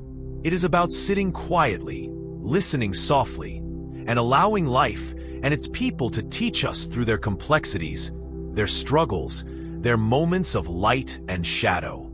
And when we practice in this way, our hearts become lighter, our minds clearer, and the world becomes just a little more kind, more patient, and more deeply understood. Everyone will leave you alone at the end. Ah, my dear friend, today we sit together and speak about something that is both gentle and heavy, something that everyone, whether they admit it or not, will one day face. We speak about solitude, about the quiet truth that, in the end, we walk alone. Not because the world is cruel, not because people fail us intentionally, but because life itself is a river that each must cross on their own. Friends may walk beside us for a while, loved ones may hold our hands, even strangers may smile and offer comfort. Yet the ultimate path, the final breath, the deepest moments of understanding, these belong to no one but ourselves. It is not meant to frighten, my friend, but to awaken, to gently remind us of the preciousness of our own presence in this fleeting life. You see, most people live as if the warmth of companionship and the safety of love are eternal.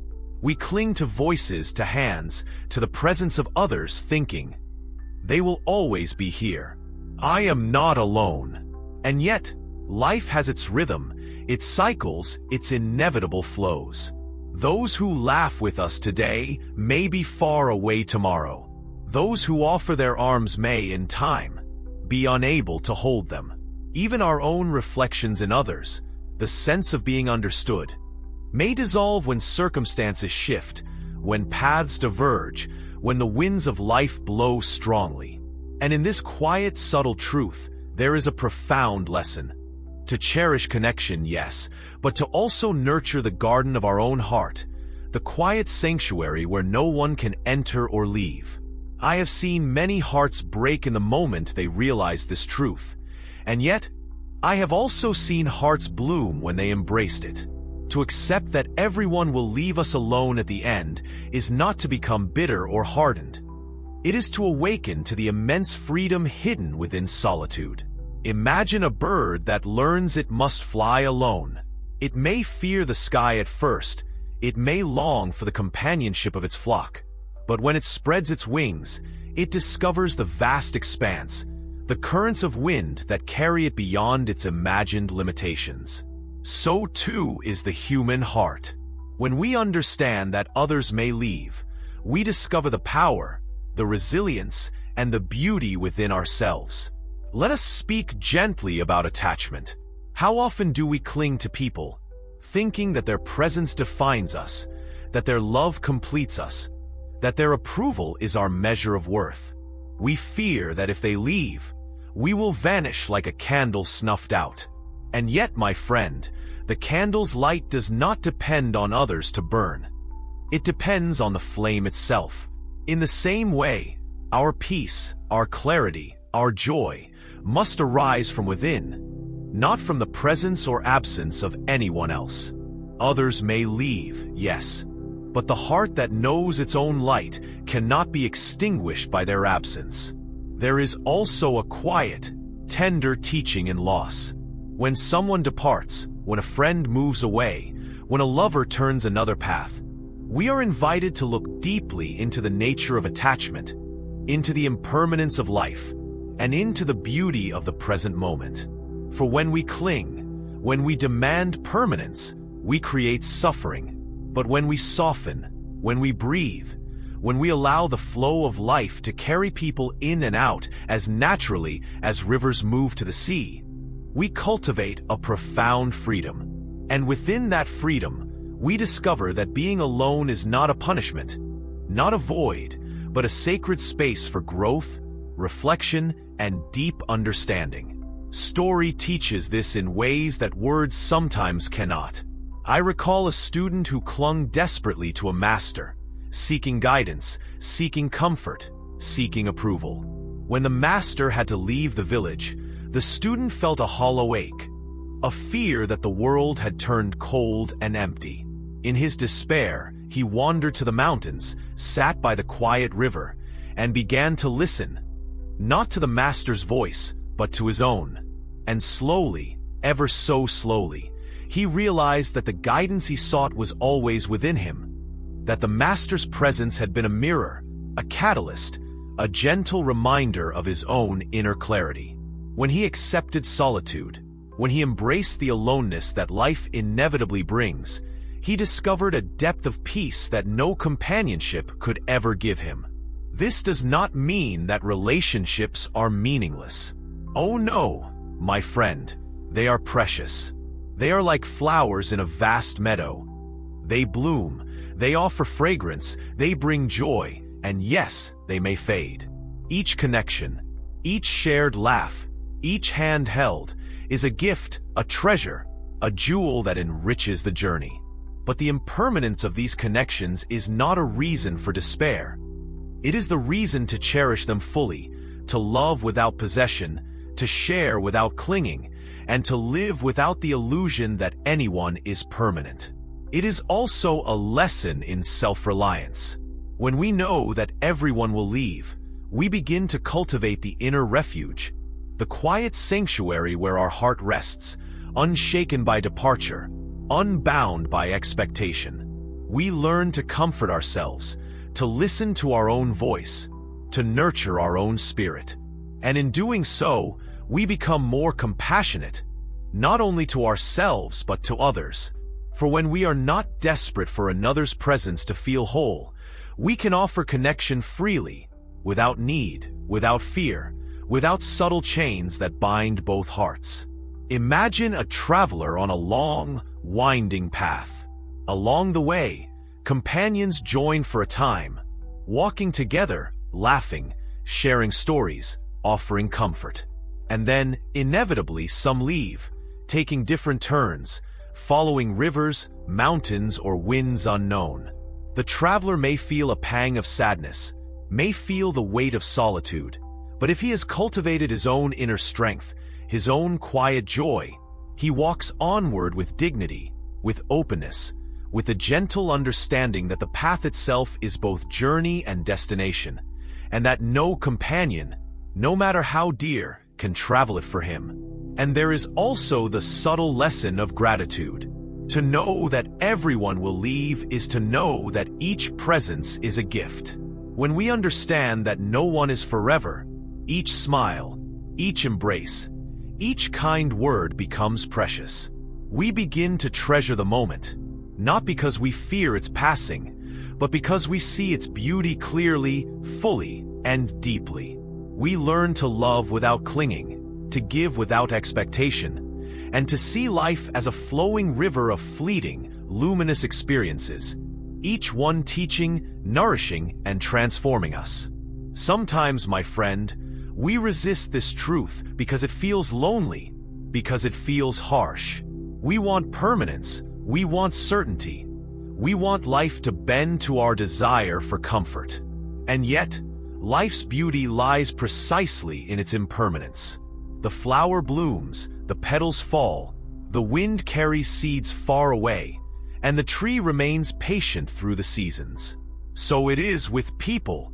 They come, they stay for a time, they leave, and the heart that is awake learns to accept, to release, and to rejoice in the sacredness of each encounter, no matter how brief. In the quiet of the night, when the world is still, and only the moon watches from above, we may feel the ache of solitude. But this is not sorrow alone. It is also a teacher, a gentle whisper that says, "Look within. Here lies everything you seek. Here lies your home, your sanctuary, your refuge." And when we answer this call, when we cultivate our own presence, when we nurture the quiet strength within, we find that being alone is not emptiness. It is fullness. It is clarity. It is the gentle, warm light that guides us through the storms, the winds, the inevitable departures, and into the vast, luminous expanse of our own hearts. So, my dear friend, when you walk this life and feel the absence of those you love, when companions turn their paths elsewhere, remember, everyone will leave, yes, but you are never truly alone, for the heart that knows itself, the spirit that rests within, carries its own warmth, its own light, its own infinite presence. And in this truth, there is peace, there is freedom, and there is a gentle, abiding joy that no departure can take away. The teaching is simple, yet profound. Cherish others, yes, but cultivate your own heart, nurture your inner sanctuary, and walk through life with awareness, gentleness, and the tender knowledge that, in the end, aloneness is not to be feared. It is the quiet, soft embrace of your own enduring presence, and the ultimate teacher of love, understanding, and peace. Why bad things happen to good people? Ah, my dear friend, today we sit together and talk about something that has puzzled many hearts, something that sometimes shakes our trust in the world itself. The question of why bad things happen to good people. You see, it is not an easy question, not one that has a simple answer like because of fate or because of karma in the way we often hear it. The truth is subtle, quiet, and sometimes uncomfortable, but it is also full of deep lessons, if we have patience and the willingness to see without fear. When we look around, it often seems unfair, doesn't it? A kind person, someone who smiles easily, someone who helps without asking for anything in return, suddenly faces hardship. They may lose someone they love, suffer illness, lose wealth, or feel betrayed. And our mind cries out, why them? Why not someone who deserves it? This, my friend, is the mind seeking justice in the wrong place. You see, life does not operate on the scale of our judgments, and it does not always reward or punish according to human notions of goodness. Life is vast, and it moves according to laws that are older than our understanding, deeper than our reasoning. I want you to imagine a river, wide and flowing. The water carries leaves, twigs, fish, and stones, all together in the current. Some leaves float gently on the surface, catching sunlight and dancing, while others are swept under by unseen whirlpools. Now, consider that every element in this river has its path, and the river itself does not choose who floats gently or who is pulled under. It simply flows. In the same way, life flows, carrying joy and suffering alike, without discrimination. Good people face hardships not because they are punished, but because life moves without bias. And in the heart of these moments, there is a teaching, a subtle whisper, if only we listen. But you may feel anger, or sadness, or even despair when you think of this. It is natural. Our hearts resist the idea that the world does not reward goodness immediately or visibly. But consider the tree that grows beside the path. It faces storms, lightning, scorching sun, and cold frost. Yet it grows steadily, deeply, its roots learning strength in hardship. The good person, too, grows through challenges. Bad things are not always signs of misfortune. Sometimes, they are the shaping winds that teach patience, resilience, and understanding. I have seen this often in my village. There was a woman, gentle and kind, who fed the hungry, cared for the sick, and always offered a smile to anyone in need. And yet, she faced loss after loss. Her crops failed, her family suffered illness, and her friends moved away. Many would have asked, why her? She is so good. And I watched her, and I noticed something beautiful. She did not grow bitter. She did not curse the heavens. Instead, she learned the secret of life, which is that goodness is not measured by reward. Her heart remained soft, her hands continued to give, and in her suffering, she discovered a depth of compassion that others never reached.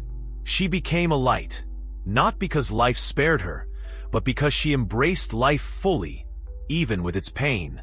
You see, my dear friend, the essence of why bad things happen to good people is woven into impermanence itself. Life is never still.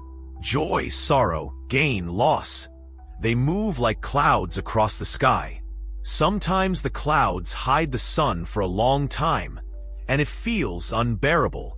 But the sun is always there, behind the clouds, waiting to shine again.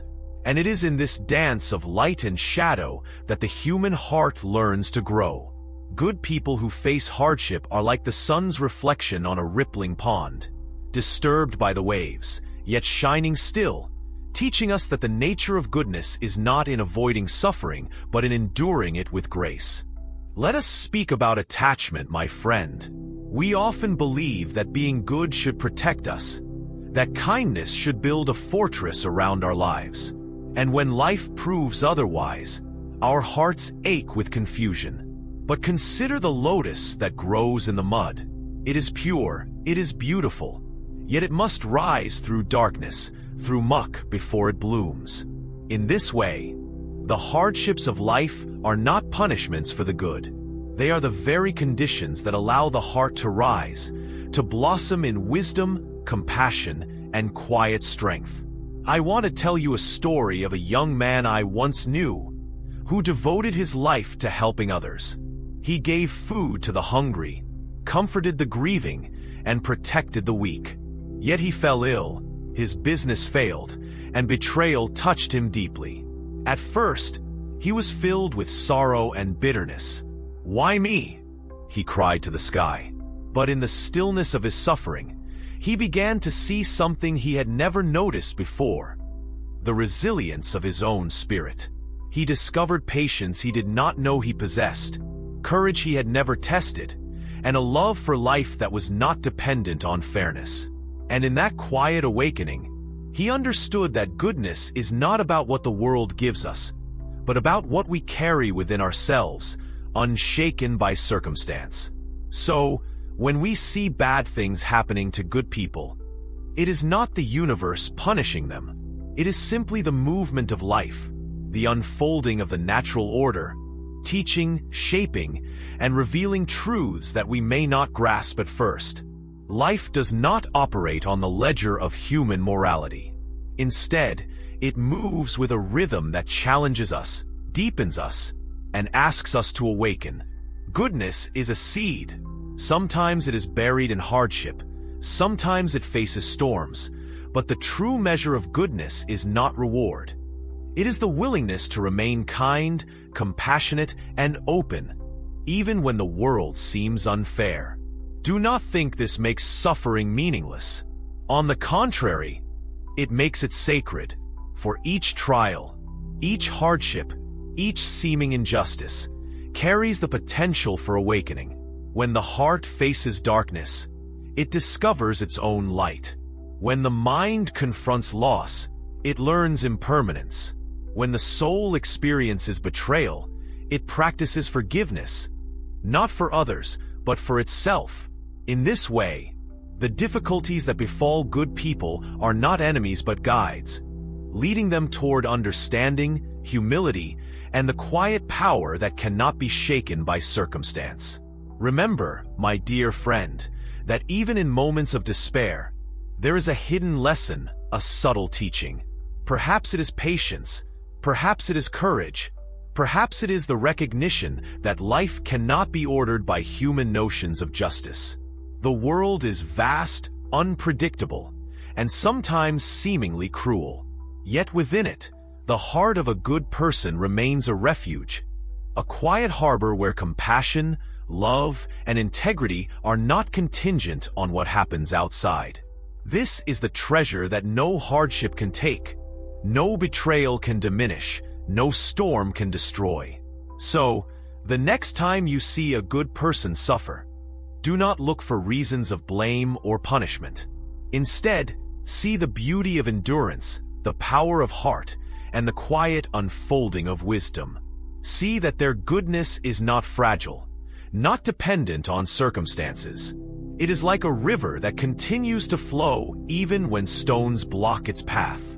The current adapts, the water moves, and life continues, teaching all who watch how to be strong, how to be compassionate, how to remain awake in the face of uncertainty.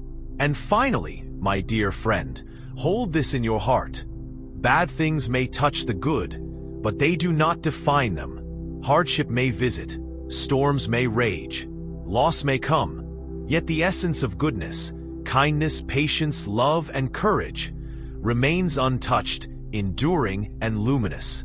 To witness this is to witness life itself, in all its mystery, its suffering, its beauty, and its profound, gentle teaching that goodness is not measured by reward, but by the strength of the heart that remains soft, open, and compassionate, even when the world feels heavy and unfair. The teaching is simple, yet it is vast.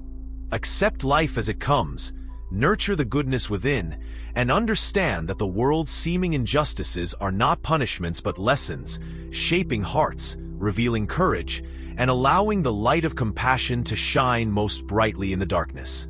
And in this, my dear friend, there is a peace that surpasses understanding, a quiet joy that endures beyond circumstance, and a gentle wisdom that whispers, "Remain good, remain kind, and know that even when life seems unfair, your heart is the truest measure of what is right."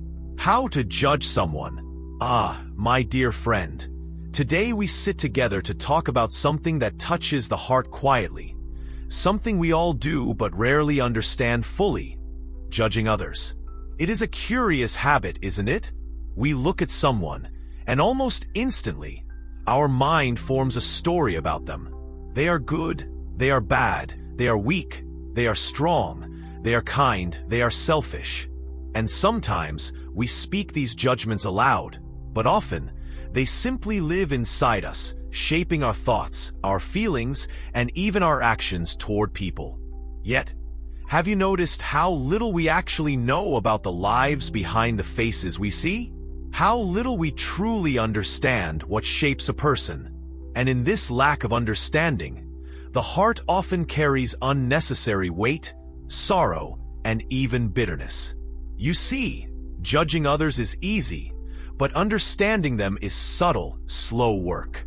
We have a tendency to judge based on what we see on the surface, appearance, behavior, the words someone speaks. But the surface is only a small ripple on the vast ocean of a person's life.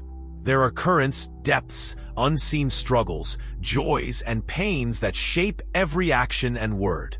When we judge without seeing these depths, we build walls between ourselves and others. Walls of misunderstanding that grow taller with every assumption we make. I remember once, sitting by a quiet pond, watching the ripples from a stone someone had thrown.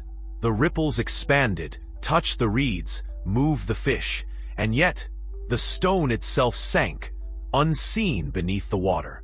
People are much like that stone and the pond together. Our judgments are the ripples, but the truth lies hidden beneath. Let me tell you a story, my friend. There was a man in my village, someone everyone said was harsh and unforgiving. They whispered about him, laughed quietly behind doors, and avoided him when possible. I watched him carefully, not to judge, but to see. And slowly, I began to notice the small things. How he fed stray animals when no one was looking. How he stayed late to help a neighbor fix a roof. How he carried the weight of his own grief silently without disturbing others. The outward appearance of harshness hid a heart full of care and responsibility, shaped by circumstances that none of us had lived through. It reminded me gently that judgment is often the echo of our own ignorance, a reflection of what we do not understand about the silent struggles that shape a person. But we are human, and judging is a natural part of how we try to make sense of the world. We see patterns, and the mind wants clarity, wants labels, wants simplicity. Yet life is rarely simple. The person who seems cruel may have known deep sorrow. The person who seems weak may carry strength in silence. The person who appears selfish may have given endlessly before, and now only wishes for a moment to breathe. Every judgment we make is a small window into our own mind, revealing more about our biases, fears, and assumptions than about the person we look at. I often tell my students that to judge is easy, but to understand is gentle work, like tending a garden. You cannot rush it. You must watch, listen, and sometimes do nothing at all. A flower does not bloom because you demand it. It blooms in its own time, nourished by sunlight, water, and the quiet patience of the earth. So too, a person's true self unfolds slowly, and only with patience and attention can we hope to see it. When we rush to judge, we miss the unfolding, we miss the depth, and we miss the quiet lessons that every human life offers. Consider this. Every person you meet is a teacher in disguise. The impatient clerk teaches patience. The angry driver teaches calm. The quiet stranger teaches listening. When we judge quickly, we close ourselves off to these lessons. We see only what we expect, what fits our story, and the richness of life slips past unnoticed. I remember once walking through a busy market, noticing a child being scolded by a parent. My first instinct was judgment, a quiet whisper in my mind. Why so harsh? But then I paused and watched closely. I saw exhaustion in the parent's shoulders, worry in their eyes, a lifetime of burdens pressing down quietly, invisibly. And in that moment, my judgment melted, replaced by a deep, quiet understanding. and I realized how often I too had judged without seeing the hidden weight others carried. Ah, my friend, and here is a gentle secret. When we learn to pause before judgment, we begin to understand ourselves more clearly. Why do we judge this way? Why do we assign labels so quickly? Often it is fear, discomfort, or our own unhealed wounds that lead us to point fingers. When we see someone acting in a way we disapprove of, perhaps it reflects something we do not yet understand in ourselves. The practice of observing before judging, of listening before concluding, becomes a mirror, showing our own heart with clarity. And in this practice, we learn humility, patience, and compassion, gifts far more valuable than being right about another person. I have seen this happen many times.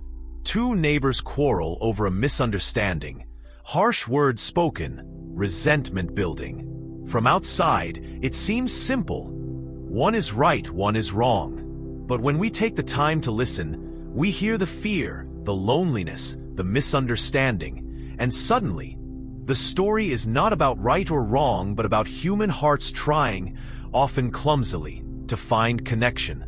To judge too quickly closes the door. To understand slowly opens a window, a glimpse of the warmth and complexity within each life. And so, my dear friend, how should we approach judgment? Not with harshness, not with denial, but with quiet curiosity. Imagine a garden of unknown flowers. Some bloom brilliantly, some quietly, some struggle in shadow. We cannot know the life of each flower by a glance. We must watch, tend, and appreciate without forcing our labels. People, too, are like this garden. Each life blooms differently, shaped by sunlight, shadow, storms, and quiet care. Our judgments often miss the bloom, miss the subtle fragrance of their being. Remember also that every judgment carries weight. Harsh judgment casts shadows not only on the judged, but on the heart that judges. Bitterness, pride, and misunderstanding grow in the soil of quick judgment. Patience, gentleness, and curiosity grow in the soil of careful observation. If we wish to live with lightness and understanding, we must learn to observe before concluding, to listen before reacting, to see before labeling. In this way, life becomes less a battlefield of right and wrong, and more a flowing river of learning, seeing, and growing together. So, my friend, the next time you feel the urge to judge, pause. Breathe. Imagine the unseen story beneath the surface. Imagine the silent struggles, the quiet joys, the hidden kindnesses that may never be visible. Remember that understanding is a gift, patience a treasure, and compassion a bridge that connects hearts where judgment builds walls. And in that gentle practice, you will see life more clearly, feel your heart lighter, and discover that judging less does not make us naive. It makes us wise, tender, and profoundly free. And in the quiet moments, when you reflect upon those you may have judged too quickly, smile gently, knowing that the practice of seeing, understanding, and holding space for others' complexities is perhaps the truest measure of wisdom we can carry in our own hearts. The gentle ending, embracing life's flow. Ah, my dear friend, here we are at the last part of our journey together, and my heart feels a quiet warmth as I speak to you now. We have walked through many paths, paused by many rivers, sat under many trees of thought, and yet, all along, we have returned to the same simple truth, that life is gentle, fleeting, and full of lessons if only we choose to see. It is natural to feel a mix of relief and a little sadness that our time together in words is ending. But let us take this ending not as a closure, but as a door opening to something wider, something unspoken, something you will carry in your own heart. You see, the essence of what we have spoken about, the quiet whispers of understanding, the gentle nudges of wisdom, they are not things to be stored like treasures on a shelf. They are more like water in your hands. If you try to hold too tightly, it slips through your fingers, but if you allow it to flow, it nourishes quietly, gently, without fanfare. All the lessons about happiness, sadness, letting go, understanding others, and seeing clearly, they are like this water. They are meant to seep slowly into the folds of your daily life, touching your thoughts, your actions, your heart, even when you are not aware of it. I want you to remember something very simple, something easy to forget in the rush of life. You have always been enough, and you are enough now. We spent many days exploring the mistakes we fear, the judgments we make, the expectations we carry. We looked at the way we chase what is not truly ours, the way we cling to what cannot stay. And yet, in all of this, I want you to know that you are exactly where you are meant to be. Even the times when you feel lost, confused, or small, you are still enough. And the world, in all its confusion and beauty, is enough too. It does not need to be perfect for you to be at peace. Life, my dear friend, is like a river that never stops moving. Sometimes the water is smooth and calm, reflecting the sky with clarity. Sometimes it is turbulent and noisy, banging against rocks, turning over debris, stirring mud. We cannot control the river, and neither can we stop the flow of life. But we can learn to sit on its banks, to observe, to breathe, and to float when necessary. And in floating, even for a moment, we understand the essence of existence, that all things pass, all things change, and yet all things are part of the same beautiful dance. Do you remember the times we spoke about suffering? About the small and big pains that touch our lives? I hope you remember now, as you look back, that suffering is not something to be feared or fought against endlessly. It is a teacher, a mirror, a reminder that life is alive. It is in the moments of discomfort, the quiet heartbreaks, the losses that seem too heavy, that we discover the capacity of our hearts to hold, to bend, to heal. And even more, we learn to notice the fleeting joys, the laughter of a child, the warmth of sunlight, the unexpected kindness of a stranger. Life balances itself beautifully if we simply pay attention, if we allow ourselves to breathe with it rather than against it. I want to speak a little about love, in the broadest sense. The love that does not demand, that does not expect, that simply is. It is not only the love for another person, but also the love for yourself, the love for life itself, even in its messy, unpredictable ways. There is a quiet power in loving without conditions, in noticing the beauty in small, ordinary moments, in offering kindness without expectation of return. This, my friend, is perhaps the most profound lesson of all. That peace, joy, and understanding are not found in grand accomplishments or in the approval of others, but in the quiet cultivation of a gentle heart. And now, as we reach the natural close of our time together, let me remind you gently about the gift of presence. You have been reading, listening, reflecting, and walking beside me in these words, and this too is practice. To be fully present in each moment, to breathe, to notice, to accept what comes without harsh judgment. This is the essence of the path. We often chase after the future or dwell in the past, forgetting that the river flows only now. And even if our mind drifts, even if our heart feels heavy, the river keeps moving, and so too does the chance to return to peace. I hope that when you close your eyes tonight, or when you sit quietly in the morning, you remember this gentle truth. That life is not about perfection, not about having all the answers, not about always knowing the right step. Life is about being, about noticing, about breathing with what is. It is about letting the leaves fall in autumn, letting the rains come, letting the sun shine, and letting your heart beat quietly in rhythm with it all. Every ending, every loss, every joy, every laugh and tear is part of this flow.